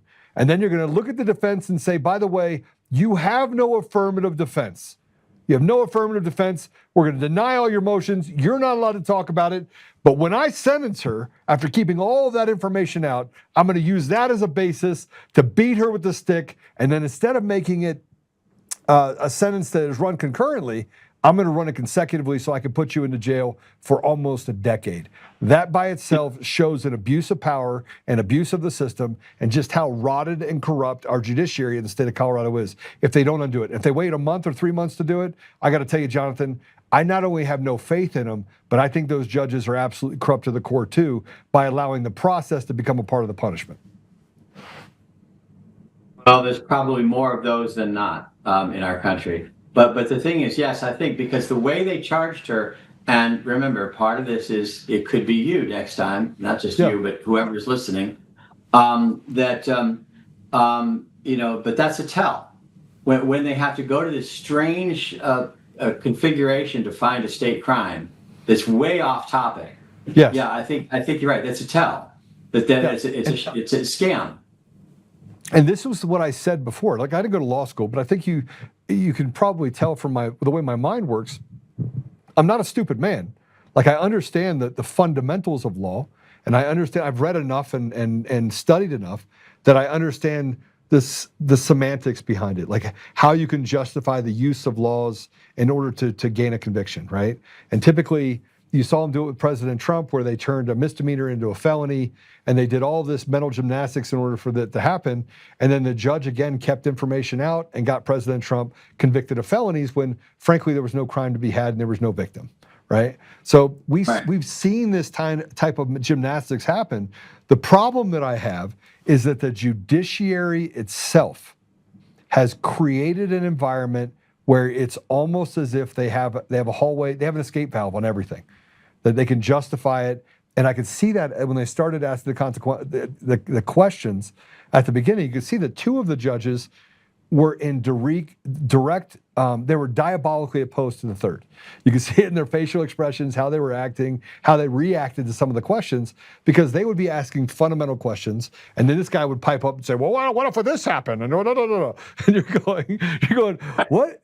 Did somebody actually just wake up from a nap and then decide to say, oh, who's winning the Super Bowl? Well, you talked about earlier about, discrediting, that's why they call Hayes a surfer.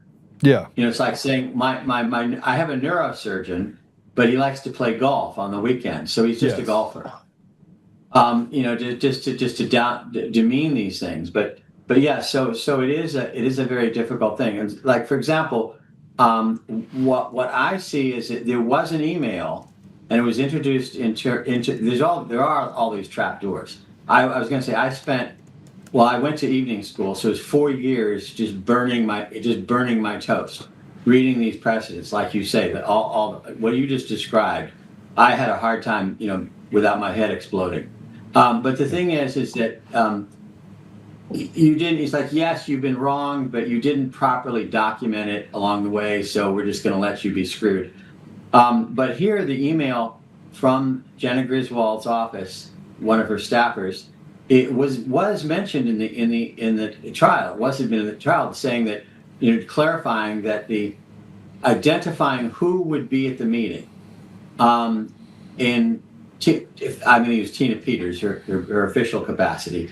Tina Peters' facility building over Tina Peters' machines. It was not an election rule. And she is charged with disobeying an election rule of the Secretary of State. It was a COVID rule. It was a COVID rule. Right. It was a mandate under COVID, not a mandate under the Secretary of State. But they conflated everything, and the judge let them get away with it. And I want to make this comment, right? So, because somebody said something about the fact that Peter Tickton is a brilliant attorney. Let me explain something to you about this. Peter Tickton drafted the brief. He is a brilliant attorney. He didn't have to speak. He showed up there for another reason. He showed up there and he let John Case basically answer all the questions, right? Peter Tickton listened carefully and then made sure that he had enough information going past this that he could then play ball on the next round if there is another round. So I just want to be really clear. I clarified it this morning, and I talked about it a little last night. I don't know what it would take for you to stand in front of three judges, for you to prepare your case, prepare your argument, and then have them just interrupt you for 25 minutes. I don't know. I don't even know if I could stay focused, because they're jumping around as if they're bipolar. And a lot of that was done on purpose in order to make sure that the narrative of what John Case was creating could not get across the finish line.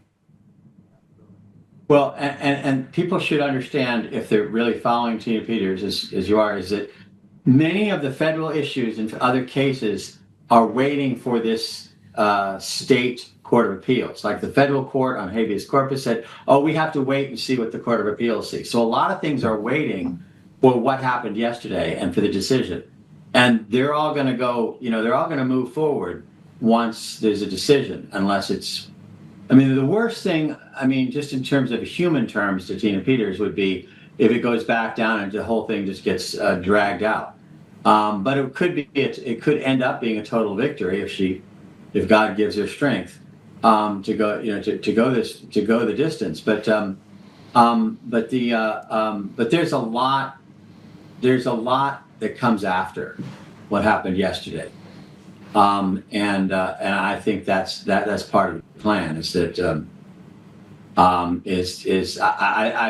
know that there's a lot of preparation that is already thinking well beyond yesterday. Yeah, no, I agree with that fully. All right, so let's we're going to take a commercial break because I have to take at least one commercial break. And when we come back, do I have you for a little bit more time, Jonathan? Yeah. A bunch more questions. We're going to take a quick couple-minute commercial break.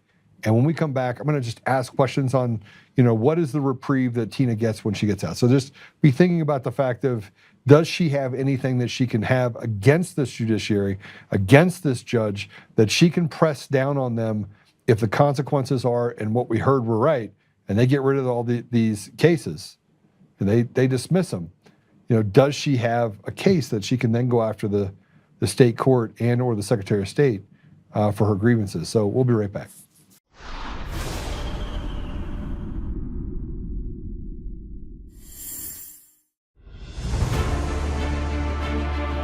In every thread, in every stitch, Honor-Bound USA weaves the fabric of the American spirit. It's not just apparel, it's a testament to God, family, and country. At Honor-Bound USA, we're a family of patriots who put our faith, family, and America first. When you visit our website, you'll find a line of products that embody our commitment to pray, stand, speak, and act. As the official site for the Untamed podcast, all of our products proclaim speaking the truth with courage. We also have the powerful documentary from Professor David Clements, Let My People Go. Identify yourself as one of the few who are willing to stand for what they believe in. Join the Honor-Bound USA family today. Wear it as a badge of honor, commitment to the values that shape us, and a pledge to the bright future we will build together. Because when you're honor-bound, you're not just wearing a brand, you're embodying a lifestyle.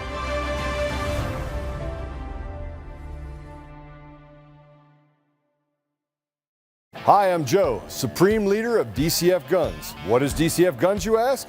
We're the best damn gun store and range in the universe. Do we have guns? We have all the guns. We got small guns, we got big guns. We even have beastly guns. We offer all types of training, and we have 5 ranges across our 3 locations. I'm a good shot. And of course, we have all types of ammo. We even have flamethrowers. Woo! We offer incredible membership opportunities, and members save even more on guns, ammo, and accessories. Military, both active and retired, and first responders get up to 40% off memberships. Come join the DCF family today, where we keep the range hot and the deals hotter.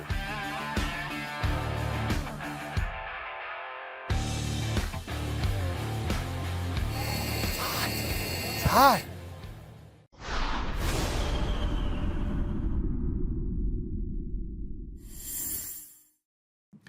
Okay, sorry about that. Let's go ahead and bring Jonathan back on. All right, it looks like you have some toys there. Yeah. So we do, absolutely.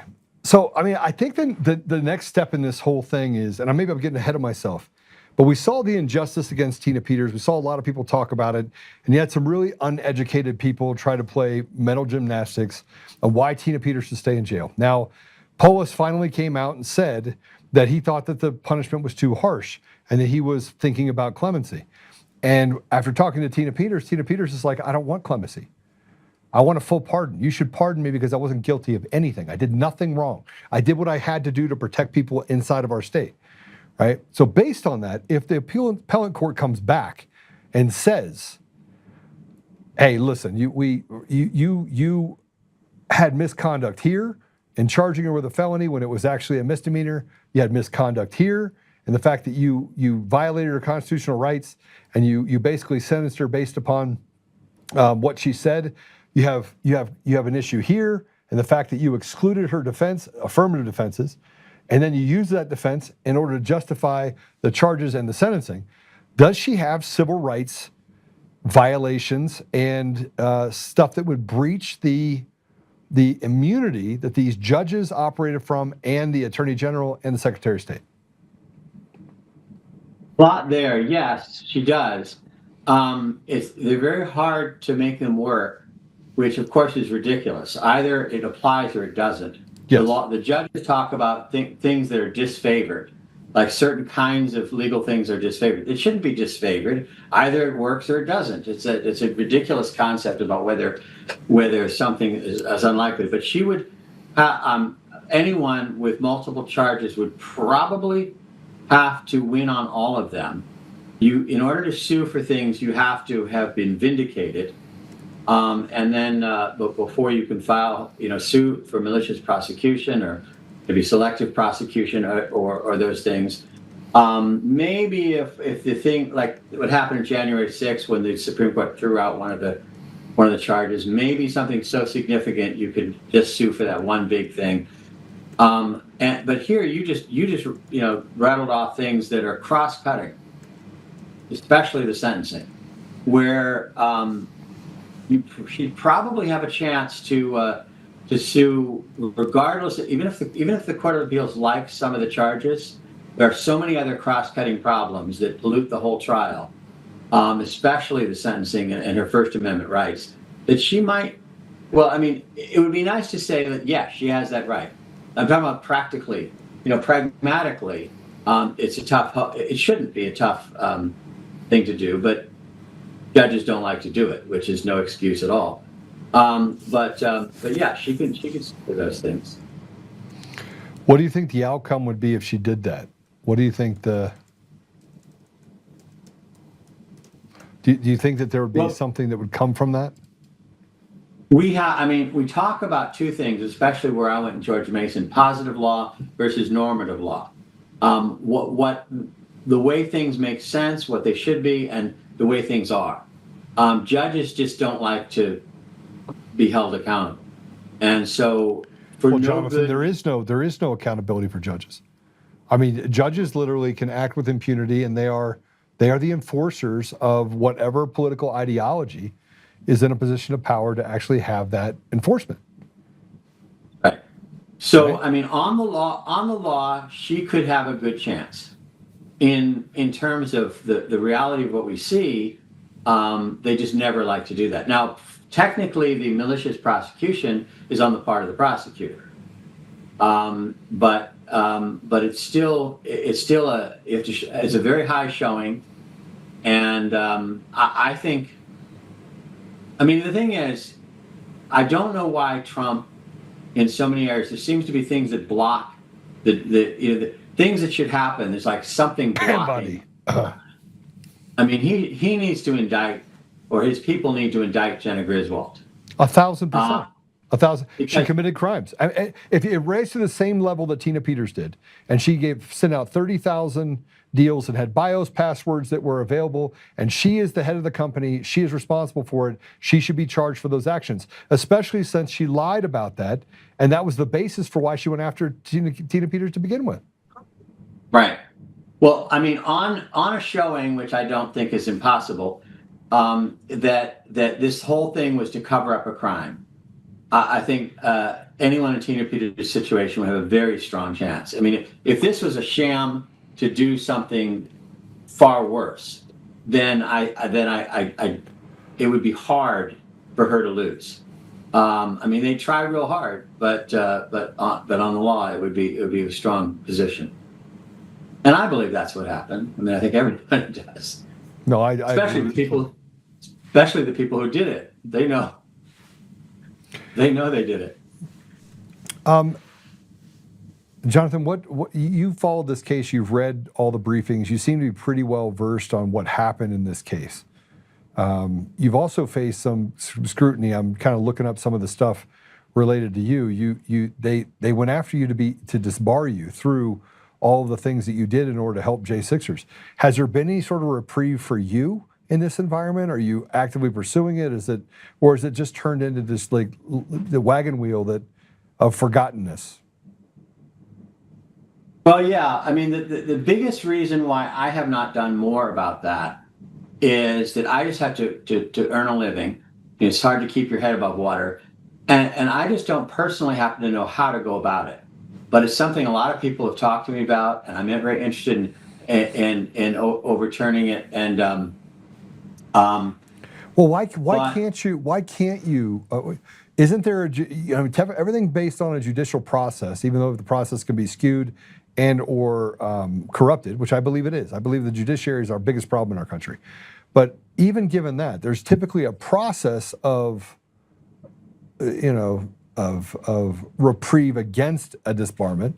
So what stops you from doing it? Is it time consuming? Is it, do you have to go to a higher level? What's the?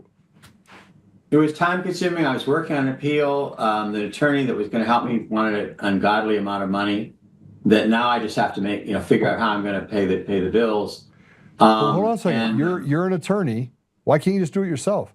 I don't understand why a system can be so corrupt and so burdensome that even as an attorney, you can't represent yourself to go through the process. Well, yes, there are, but there are areas of the law where that an attorney might know more or less about a particular area of the law. Like I say, and I mean there was an argument that of 3 of the panel, one of them was not a current judge. That they were called, so there's a whole issue that needs to be researched about when they can call someone back who's not actually serving as a judge and sit on one of these panels. And I'd like to find someone who knows more about that than I do. But so and actually I've been somewhat blessed because so many people I knew they keep me so busy with background work and things that it just hasn't been a terrible. It's very limiting, but I've been people have been very kind to include me in a lot of things. It's like I say I wanted to retire, but they won't let me.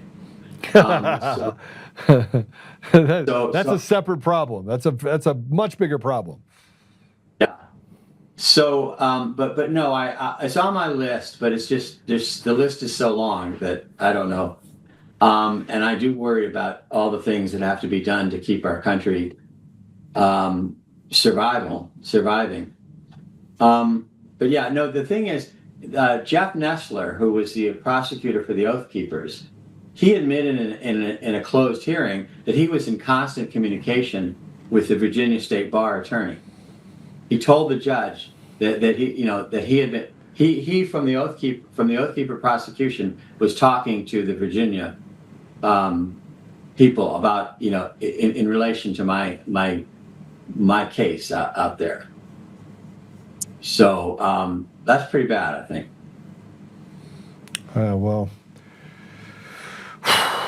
Well, I'm really glad. I went back and watched all the notes and listened to what you were saying, and I thought it'd be an interesting take on where we're at with Tina Peters. So I do appreciate you on a very quick notice to jump on here and give us your commentary.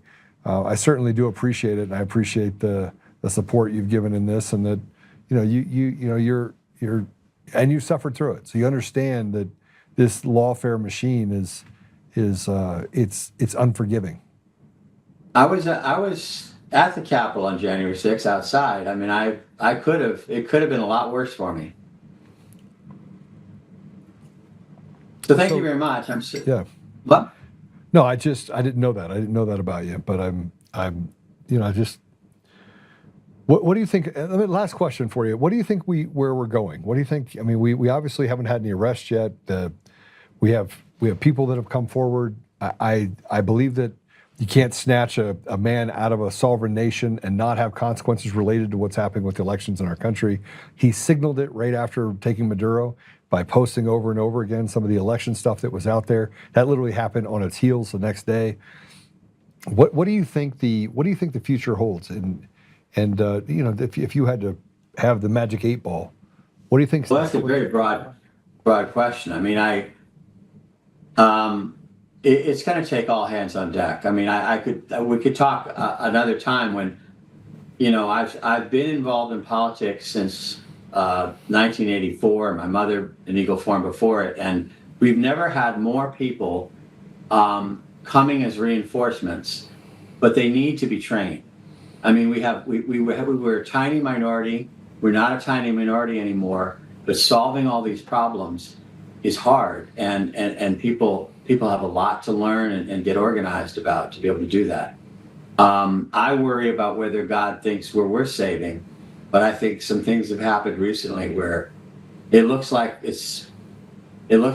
God's going to help us, but we have a lot of work to do. Yeah, I agree with you fully.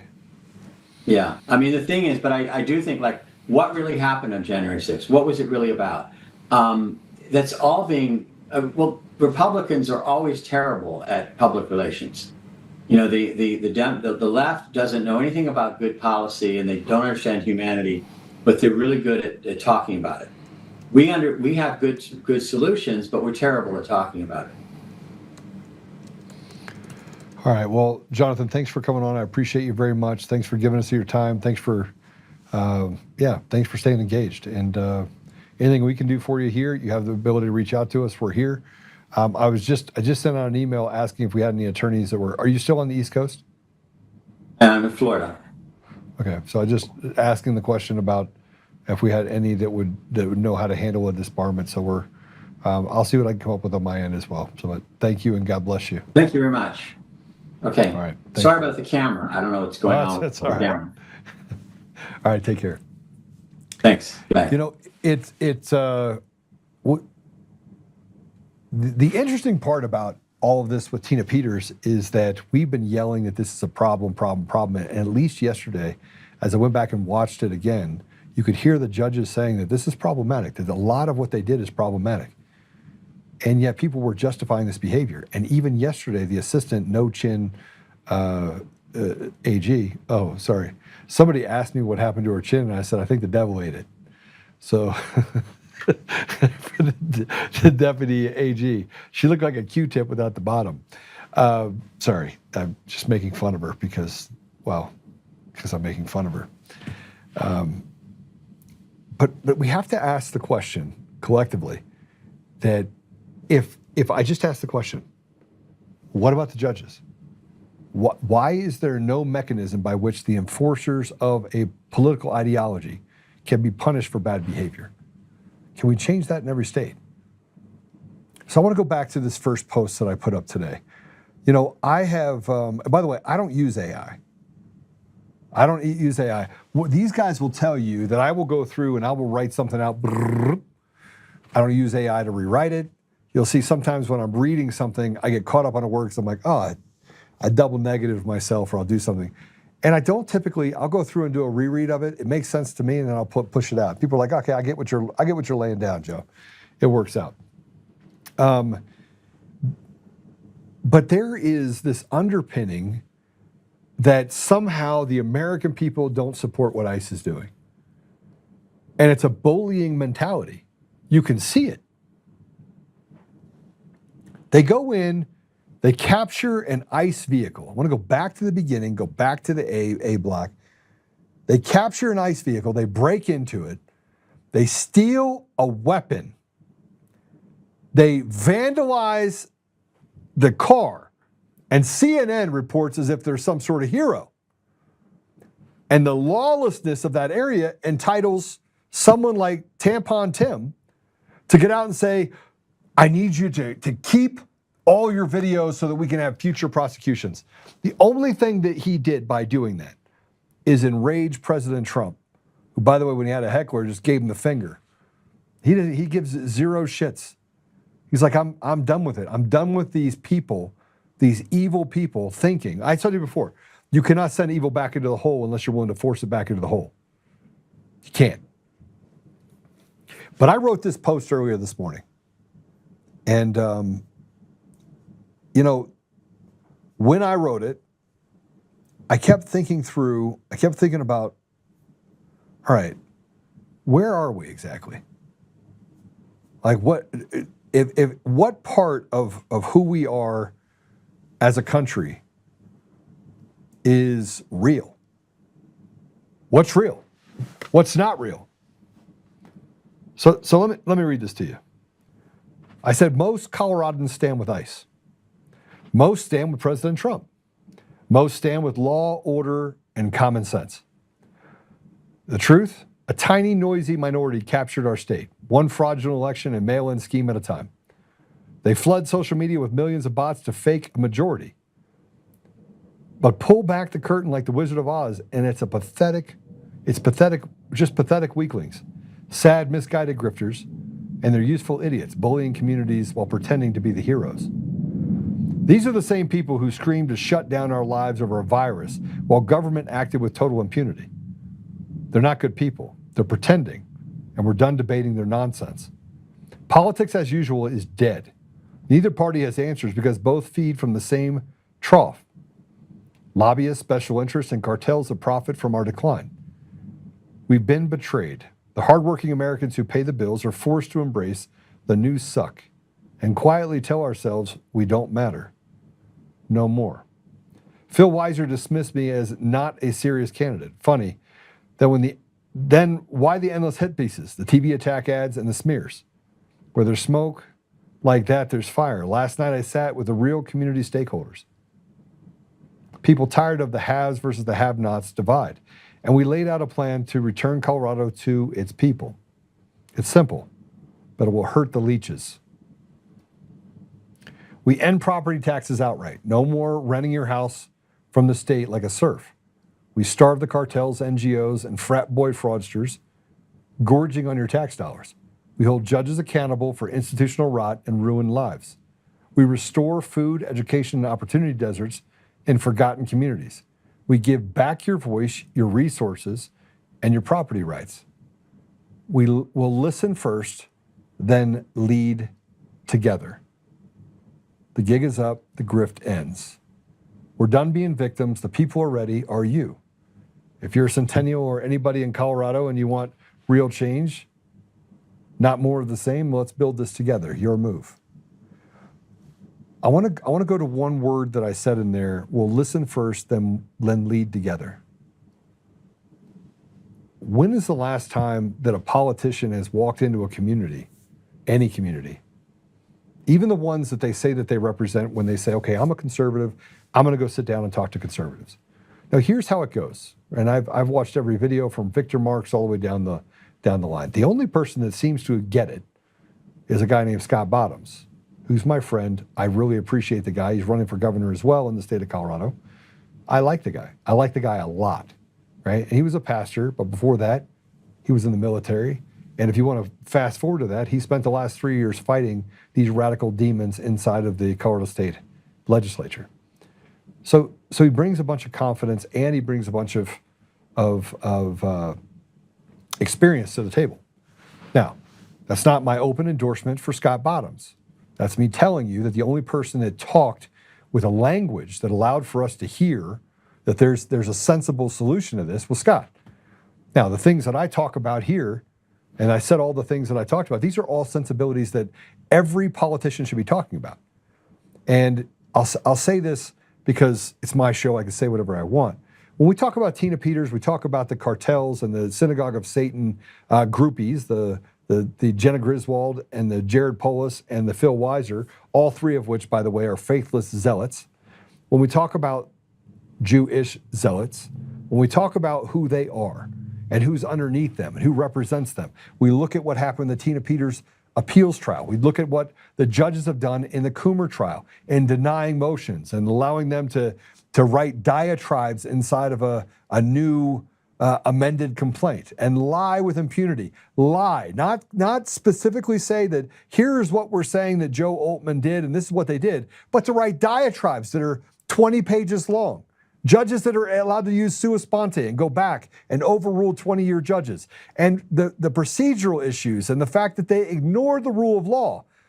All of that that I just talked about, all of that. When we look at what the people want, the people are the ones that have been left out in the cold. See, whenever they need money, they come up with it. Whenever they come up with the idea that I need to renovate this building or I need to do this, they find a way to do it. And in the state of Colorado, when you listen to people like Victor Marks, it's always I. I went over here and did all of this for women and children and trafficking, but he couldn't build a solid relationship with his own children. And so there's there's some things that are diabolically opposed that I don't think pay attention to it. So they become showmen. They show up and they talk about it and they use the Lord's name in order to drive to, I believe God called me to, look, I'm gonna tell you something. Fundamentally, and if I'm talking just basic fundamentals, fundamentally, as a state, we are gone. It doesn't matter if we're talking about a Democrat stronghold or Republican stronghold. We have enough tentacles inside of this state that this perversion that we live under, where you can have pride flags in schools, doesn't matter if you're in a conservative area or a Democrat area, where you don't have to say the Pledge of Allegiance, where you can be anti-American and not build towards a patriotic environment, where you can create this environment where it's okay to cut off little boys' penises and to promote abortion and to say that we're doing it because we care about you, while putting books about pedophilia inside of schools for kids as young as kindergarten, first grade, second grade, I find to be an abomination. But it shows you that the apparatus of our state is broken. So if we don't get rid of machines and mail-in ballots, it doesn't matter what I do, what Scott Bottoms does, or anyone else does. We have no chance across this country because they went state by state, stealing the sovereignty of a nation. State by state, they committed sedition. State by state, they committed treason. State by state, they had sponsored inside CIA and other intelligence assets that created an environment where they could steal your voice. Now, we get back down to the basics. Every time you speak up about something, they bully you with something else. You're a racist, you're a homophobe, you're this, you're that. Oh, you don't want people to be able to have their own sovereignty. Well, they've stolen your sovereignty. Where's your sovereignty? And I'm not just talking about Colorado. I'm talking about across the country. Go to California and tell me that it's easy to operate a business. In Colorado, it's nearly impossible. They have just strangled out an entire environment. They've raised the minimum wage, put tollways everywhere, told you that it's a right to genocide your entire generation. And by the way, then get useful idiots that get paid to stand out there and say, we're pro-abortion. And by the way, you should be able to abort your baby even after it's born. We've catered to the ridiculous. We've catered to nonsense, not just in Colorado, but around the country. We ignored the signs that came to us in 2004 when they said, yeah, I was asked inside of a Chinese company to build an election system. I went and testified in front of Congress. And then all of a sudden, we decided it was a great idea the next year to create electronic voting systems and start the charade of free and fair elections. On the heels of the hung Chad on an election. Well, I mean, as I may not remember quite so much. This is all the things that we had to deal with. And so what I'm saying is this. Are you a slave? If you pay property tax, do you own your home? The new thing here in Colorado is that the president came out and says, I don't think you should pay taxes on tips. State of Colorado steps in and says, you don't have to pay the taxes on tips at the federal level, but we're going to suck that back and take that money from you at a state level. So who makes the rules? Who breaks the rules? And are any of the things that they've set up upon us as people in Colorado, are they designed to make us better, or are they designed to keep us more in a place where we run on the hamster wheel and they take more meat off the bone than they deserve? And if the answer to that question, any of those questions, is yes, I don't care if you're a Democrat or Republican. I could care less what side of the aisle you're on. If you can sit here and tell me with a straight face that what we face inside of our communities is favoring the people, then one of two things is true. You're dumber than a rock, or you're a betrayer. You're one of the betrayers that has betrayed the very interests you say that you represent. There's only two ways out. So I wrote all this stuff. I wrote this stuff and I said, listen, I'm going to put it out there and I'm going to say, listen, we have to start listening first. We have to walk into the community and say, okay, what do you want? And I'm not talking about talking to the blue-haired freaks that have done everything they can to pervert our communities while screaming that they actually represent you. I'm talking about the community that has to sit behind these bozos and listen to them. or be subjected to flock cameras on every corner, something we can all agree on. You shouldn't have this police state in front of us. Or we could talk about taxes and property taxes and income tax and all the, I mean, it's like tax, gas tax. And as you look down it, you don't get to keep much. Those are the things, and those are the reasons why I'm running for governor. I want to listen first. I want to know what the communities want. And then from there, I want to get back to leading together. I want to make sure that judges don't have qualified immunity. I want to make sure that goes on the ballot with paper ballots, and I want to make sure judges are held responsible for their bad behavior. I want to make sure that they get to get their own, they get to be subjected to their own punishment. In other words, if you're a corrupt judge, a citizen should have the ability to sue that judge without having to spend $100,000 to do it. We should equalize the system to make sure that it 100% does what it is designed to do. And when a judge does things like say, hey, I'm going to hold you in contempt of court because I wear this robe and you're not allowed to speak, while it is using that bully pulpit in order to shut you up to make the process the punishment, that judge should pay for it. And when a woman, like we just talked about the other day, who was raped in a transport van, brings something to the attention of the attorney general, and they say, we'll give you $20,000. We'll give you $30,000, but we won't cut anything off your sentence, and we'll allow you to fester in this environment where that rape can occur again. Now, we'll just kick it down the road for a couple years. The lack of humanity and the lack of care for the people in this state is evident. It is the haves and the have-nots, and they treat us like slaves. It doesn't matter who you are. And they'll create a story. They'll bring the Kyle Clarks out there, and they'll bring all these guys out there. And here's the other thing. If I become governor in the state of Colorado, yes, Tina will get a pardon 100%. I personally believe that a lot of things are going to happen before then, and that's not going to be necessary because I think somewhere along the line, President Trump is doing what is necessary in order to preserve the rights and the justice that belongs to and should belong to the people, not just Tina, but everyone. She paid the price. But here's another thing I want to do as a governor. I want to make it impossible for these cartels to exist, the lobbyist groups and the special interests. I want everything to go to a vote by the people. I want to stop the media from being able to do what they're doing. Lee Keltner, who was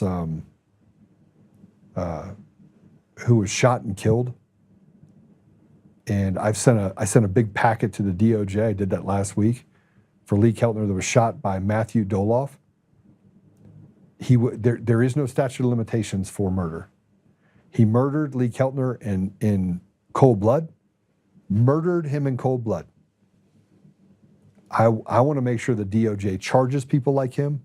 I want to make sure that people that have committed crimes, there should be some mechanism in the state of Colorado that, whether you're talking about a family court or you're talking about a criminal court or you're talking about a civil court, there should be some mechanism by which the law is not the weapon used where you can maneuver around accountability. There should be accountability. So if I become governor, Matthew Doloff, you're going to prison. Short of going to prison, you're going to be charged with murder and you're going to stand trial. We're going to make sure that the people that have done crimes against people in this state, real crimes, those people are held accountable. And if they're not held accountable, guess what? We're just going to have to figure out a different way in order to run the system. The people should not be held hostage by the haves in this state. They should not be held hostage. And if you truly care, if you're one of the haves, if you're one of the people that are funding campaigns, and you look up and you're like, oh yeah, we need a Victor Marx because we need a guy that we can control. If that's the way you think, while the other side of you is over here saying, let's solve the homeless problem, you throw money at it. Let's solve this problem, let's throw money at it, solve this problem. If you want to solve the 40% of this out here in your socialite circles and help the veterans and do all that stuff, you're not going to get any of that done by feeding an egomaniac that literally makes up stories about shooting someone when he was 7 years old, burying him in the backyard. You're not going to get there. If you want to get a real solution in the state of Colorado, you're going to have to get to the part where you make hard decisions. You're going to have to run the state like a business. You're going to have to chop out at least a quarter, if not more, of the apparatus of government inside the state of Colorado, and you're going to have to hand back the keys to the kingdom to the people of Colorado. Get rid of the tollways, get rid of property tax, reduce the administrative state and the things that we have in education, give parents a seat at the table in education, stop telling black people that it's okay to kill their babies, stop giving free money to Muslims and Somalis for health care while ignoring the single mom that needs health care. Stop taking out and stripping us of the ability for every kid in every school to go to a trade school. Stop allowing blue-haired teachers unions to create whatever rules they want so that it favors the teacher and pays them more money while they ignore the interests of the children. Stop letting pride flags fly in the schools. It's a no politics zone. None of that exists. And get rid of this idea that we have to favor and cater to big pharma and special interests around Colorado. That's what I think. And, frankly, it's about time that politicians start talking about the people and not this, I want to make Colorado great again. Or I'm for the people. You can't be for the people until you start listening to them. That's my thought. Now, to end this, do we have any comments that I should be looking at right now? Do you want to put that up real quick? Do away with the IRS already? I agree with you. Carolyn Levitt told a leftist plant off today. Good. But find that video. I might have to move to Colorado to vote for Joe. Mod Trend, you might want to do that. Is there anything that I said that is controversial? Anything at all? Anything? We help the poorest among us. We try to, create a firm foundation of the tree. We get to a principle of KISS, keep it simple, stupid. We solve problems individually, fundamentally, at the root, which will require us to get rid of NGOs that try to sustain themselves and get to a place where we can solve the problem in each one of those areas. We doge the government, get rid of the administrative state inside the education system, make it so that activism inside the schools is non-existent. Math, science, civics, you name it, it's in there.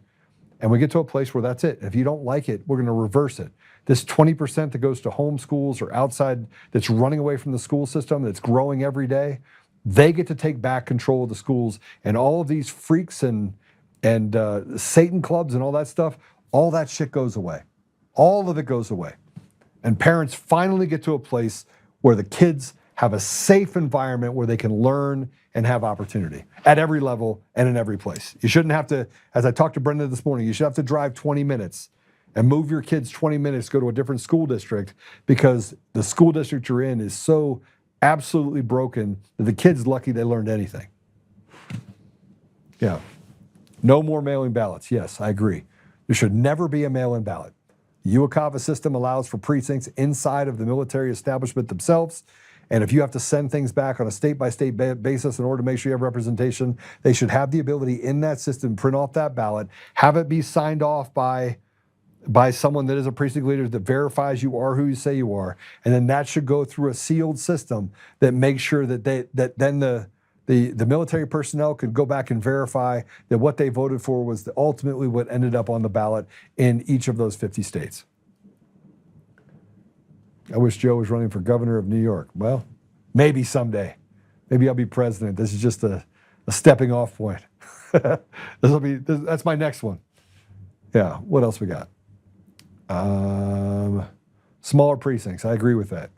Same day hand count at the precinct level, make it bipartisan. You have two people there.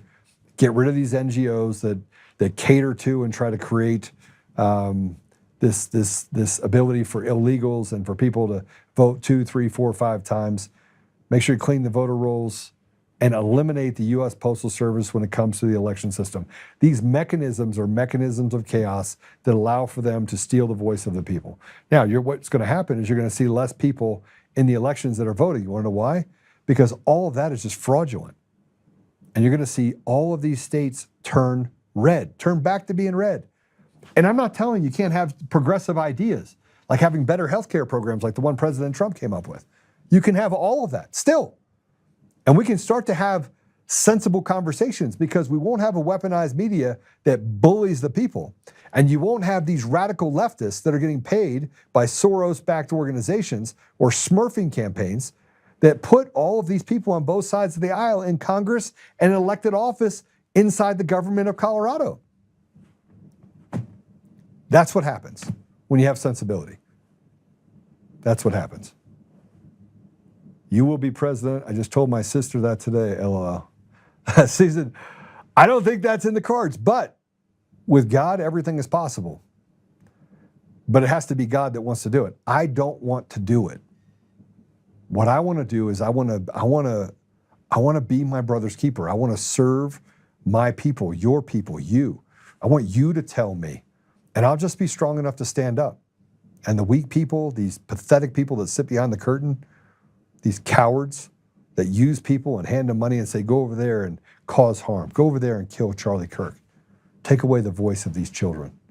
Create a vacuum. Make it chaotic. Those are the people that need to be held accountable. And I think President Trump is doing it. I think he's doing it. But I'm going to do my part too. And for the first time ever last night, my wife said something to me. She goes, there's something about you. 24 years. There's something about you.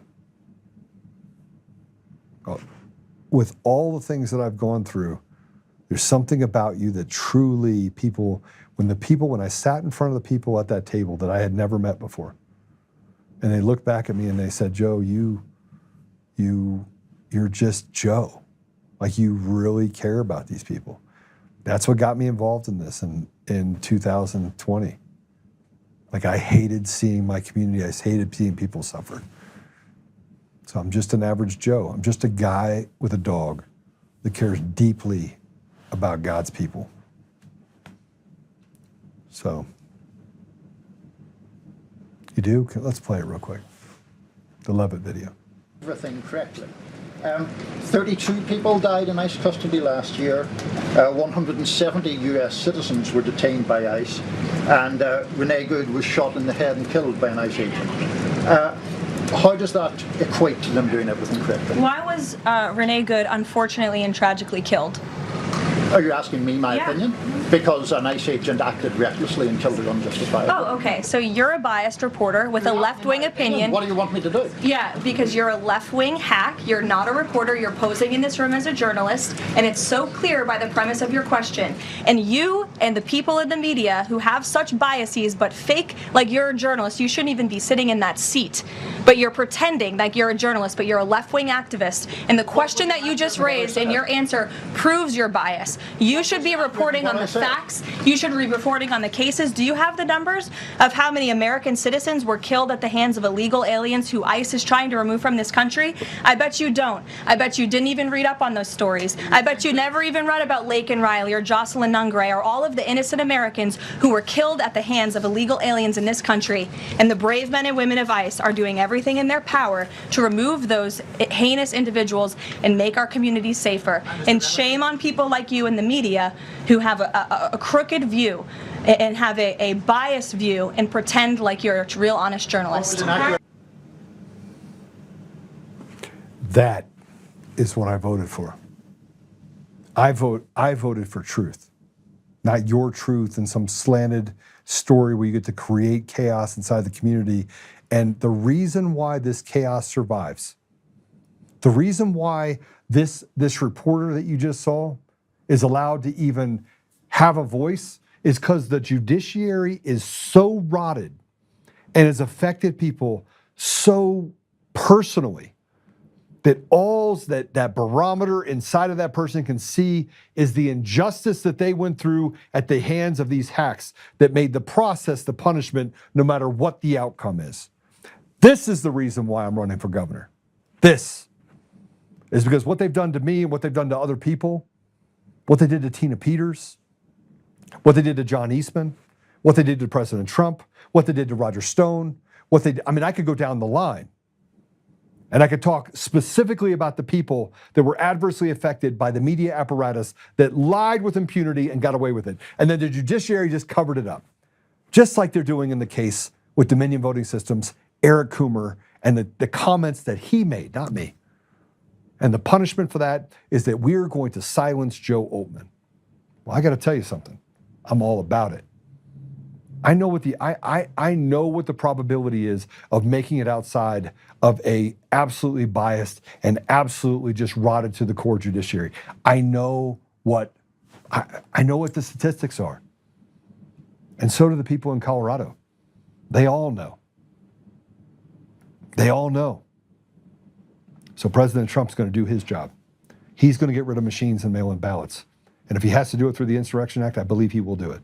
He is not going to let 2026 turn into a repeat of 2017. He will not let it happen. And how do I know that? I don't know. I just have an immense amount of faith in God.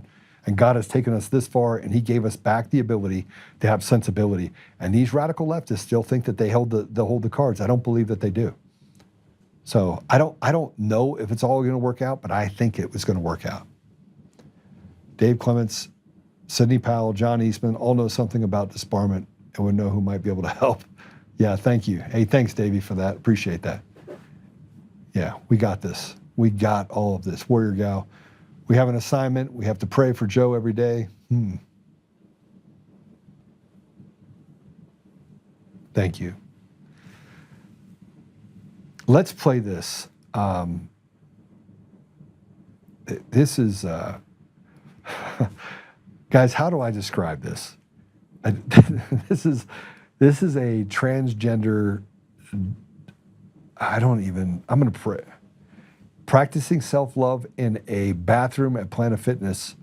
This video is wild. And frankly, this is what we have to fight against. This is why it's so important for us to stand, speak, act, and do the things that are necessary to protect ourselves in our community. This is a bad video to play. Let's play it. A young woman was removed from a Planet Fitness location after reporting what she described as inappropriate behavior inside the women's restroom. According to the woman, she is a paying member who entered the restroom and noticed unusual shadows and movements coming from inside a closed stall. She believed the person inside was engaging in inappropriate behavior and felt uncomfortable. To protect herself, she recorded a short video as evidence and immediately notified gym staff. When staff arrived, the individual exited the stall and appeared to be a biological male. The person stated they were transgender and accused the woman of being disrespectful toward their gender identity. The woman says she expected staff to focus on the behavior she reported, but instead, employees accepted the individual's explanation. Rather than conducting a further review, staff asked the young woman to leave the gym. She says she was shocked that she was removed, despite being the one who reported the situation. The individual she reported was allowed to remain on the premises. The woman is now considering legal action against the gym, saying her safety concerns were dismissed, many people saying they may cancel their memberships if similar situations continue to be handled this way. If you were in her position, what would you do? I'm going to tell you what I would do. I would rip that little piece of trash out of the bathroom and drag him outside and tell him never to come back. That's not what Planet Fitness did. And you would say, Joe, you called for violence. What is more violent? Victimizing women and making them feel uncomfortable? Let me pose another question for you. Something that I knew nothing about. I did not know that this was the reality.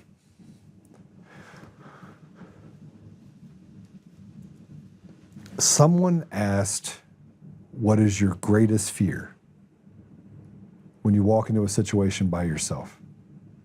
And the woman responded, being raped.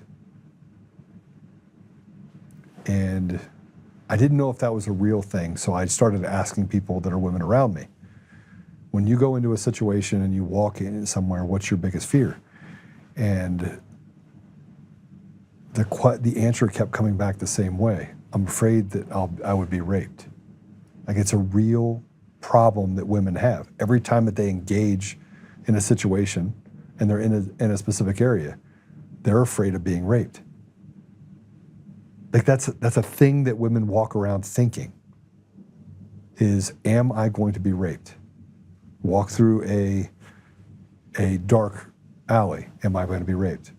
And walk into a club, am I going to be raped? If I walk into a building, am I going to be raped? If they're out somewhere and they don't feel like they're protected and they're by themselves, they think, am I going to be raped?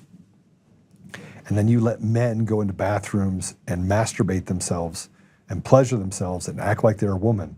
And then you get to victimize and victim shame and bully the person that's in those shoes.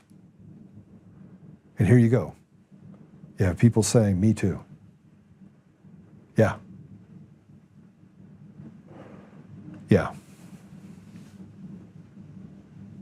It is a backwards world, and I don't care about this, you victim shaming women. I don't care about some guy that wants to dress up like a woman. You're welcome to do it. But you can go, if it swings, you go in that bathroom. You can walk around with your wiener hanging out and have breasts. Nobody cares. Nobody cares. But you will not go into a women's bathroom. All of that is just absolute nonsense. It's nonsense. That you can give up the rights of all of these people in order to just cater to the rights of this person. Lord, hear our cries, deliver us from evil. I agree. Yeah. All right, so let's pray it out, shall we? We put out another fax blast. We're going to continue to do this. Justice for Tina Peters. We put it out everywhere. It's on all the socials. Apple Podcasts, Google Podcasts, Spotify, Pandora, iHeartRadio. Tune into more. You can tune into all of those different places. Go over there, give us a 5-star review. Like I said about of Rumble, we were very clearly able to yesterday delineate what Rumble is doing in order to silence and take away our ability to reach our followers. And they've done it pretty succinctly. They've done it over and over and over again. And we were able to prove it yesterday by going to another person that has 15,000 people that follow him, and he had 2,000 people watching. We have people every day that can't get to the show. They make sure it's absolutely not on the first page. If you don't look for it, you can't find it. So this is just another one of those things about Rumble. They get to pick winners and losers, just like all the other social platforms. I want to say thank you to Facebook. We have a pretty large reach. We reached about 8 million people last month, and we continue to go further up on Facebook. Who would have thought that was going to happen, right? And obviously the people that engage with us on the Untamed Nation, we're thankful for those people as well. We'll be hitting Roku, and we'll be on a couple of other live channels. Pill.net, don't want to forget about you. They've been a strong supporter of us since the beginning. We're also on Brighteon and a couple of other platforms as well. So go over there, download. You're the ambassador of truth. You got to be the ones to share. So, oh, is she in there? Okay. She's in the lobby. Okay. All right, let's pray it out. Father God, thank you. Thank you for just the immense amount of warriors that we have in our communities. We're grateful for the truth. We're grateful for the fact that you've put us in this place where at a time like this, we could be born at a time like this, and we could participate in this restoration. We know, Father, that it is going to be an uphill battle, and there are so many different things, so many challenges that will be put in front of us. But we're grateful for those challenges. We're grateful for the people that you've put in our lives. We're grateful for even the trials that we have to go through. And we are so grateful, Father, that you've given us a chance for redemption. We ask you, Father, that those that are sick, we can be healed. We ask you to be with us as we take these endeavors over this really just tumultuous time over the next 6 months. We ask you, Father, that you may instill a courage inside of the men and women of this country, that we may stand up against the ridiculous, that we may not favor it, we may not give it any ear, and we may push this evil back into the hole it came from. Father, I also believe that we should love those that have been used, indoctrinated, brainwashed, by removing the mechanisms by which people have had to live their lives in this distressed environment. Help us, Father, that we may honor people, may honor our brothers and sisters while pushing towards accountability and consequences. And as evil thrives, Father, we just ask that you give us the strength, the courage, and the weapons to push that devil into the hole it came from. We ask these things humbly in Jesus' name. Amen. Lord, hear our prayers. We got a lot of good men. We got a lot of good men. We got a lot of good women in this country. I would argue we have more good women than we have good men. But there are a lot of good men. So remember, we start with the 4 things. What are they? I'll wait till somebody in comments actually says what the 4 things we are. It sits on a cross. Someone in the comments give it to me. 4 things. I say this over and over and over again. I feel like a coach. What are the 4 things? 4. I'm waiting for it. Who is Chris? Pray, stand, speak, act.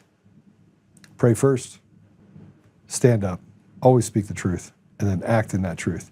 And when you get done acting, you go back into the pray part so you never become the very thing that you're fighting against. God bless you. I'll see you guys tomorrow.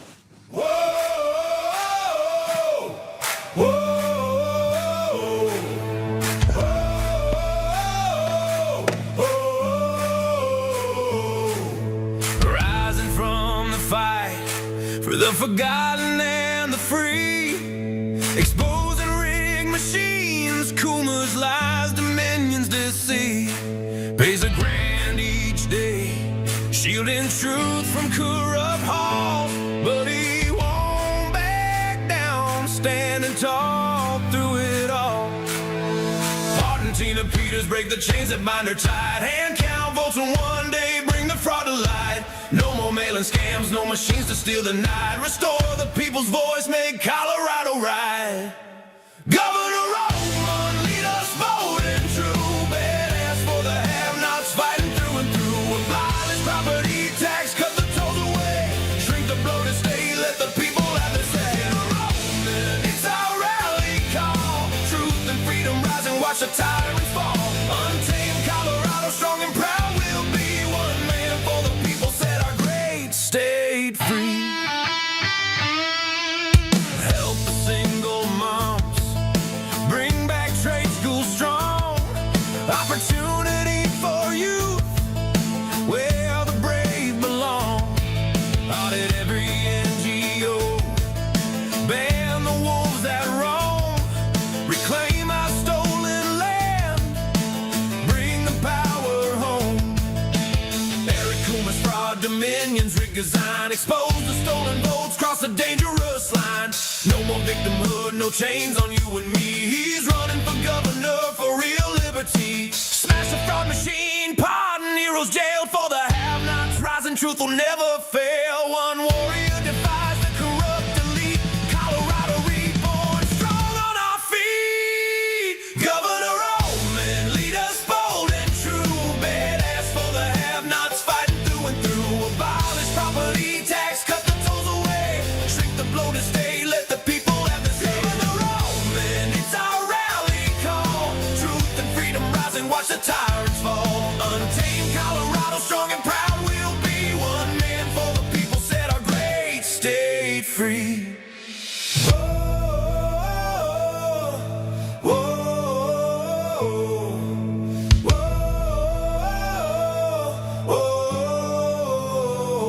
Governor Oltmann, lead us bold and true. Governor Oltmann,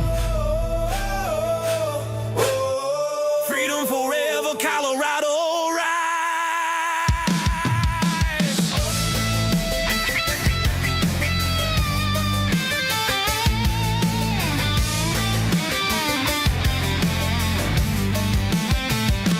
Governor Oltmann, Governor Oltmann, Governor Oltmann, Governor Oltmann, Governor Oltmann, Governor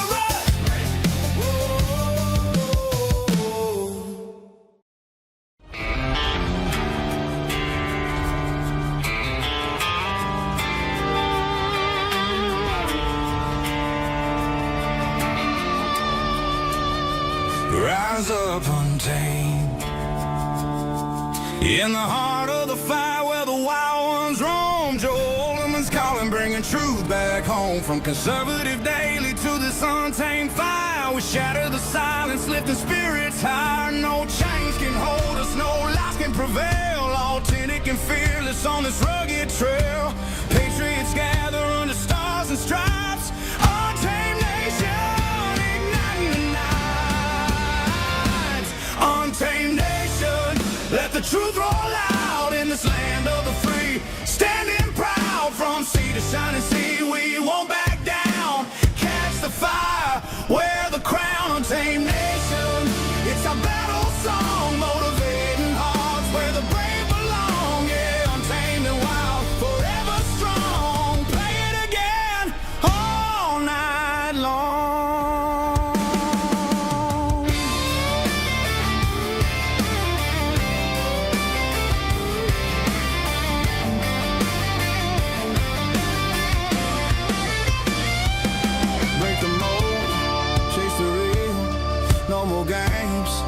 find a heel. Joe's voice leads the untamed crew. Truth matters through and through. Untamed nation, let the truth roll out in this land of the free. Standing proud from sea to shining sea, we won't back down. Catch the fire, wear the crown, tame nation. It's our battle song, motivating hearts where the brave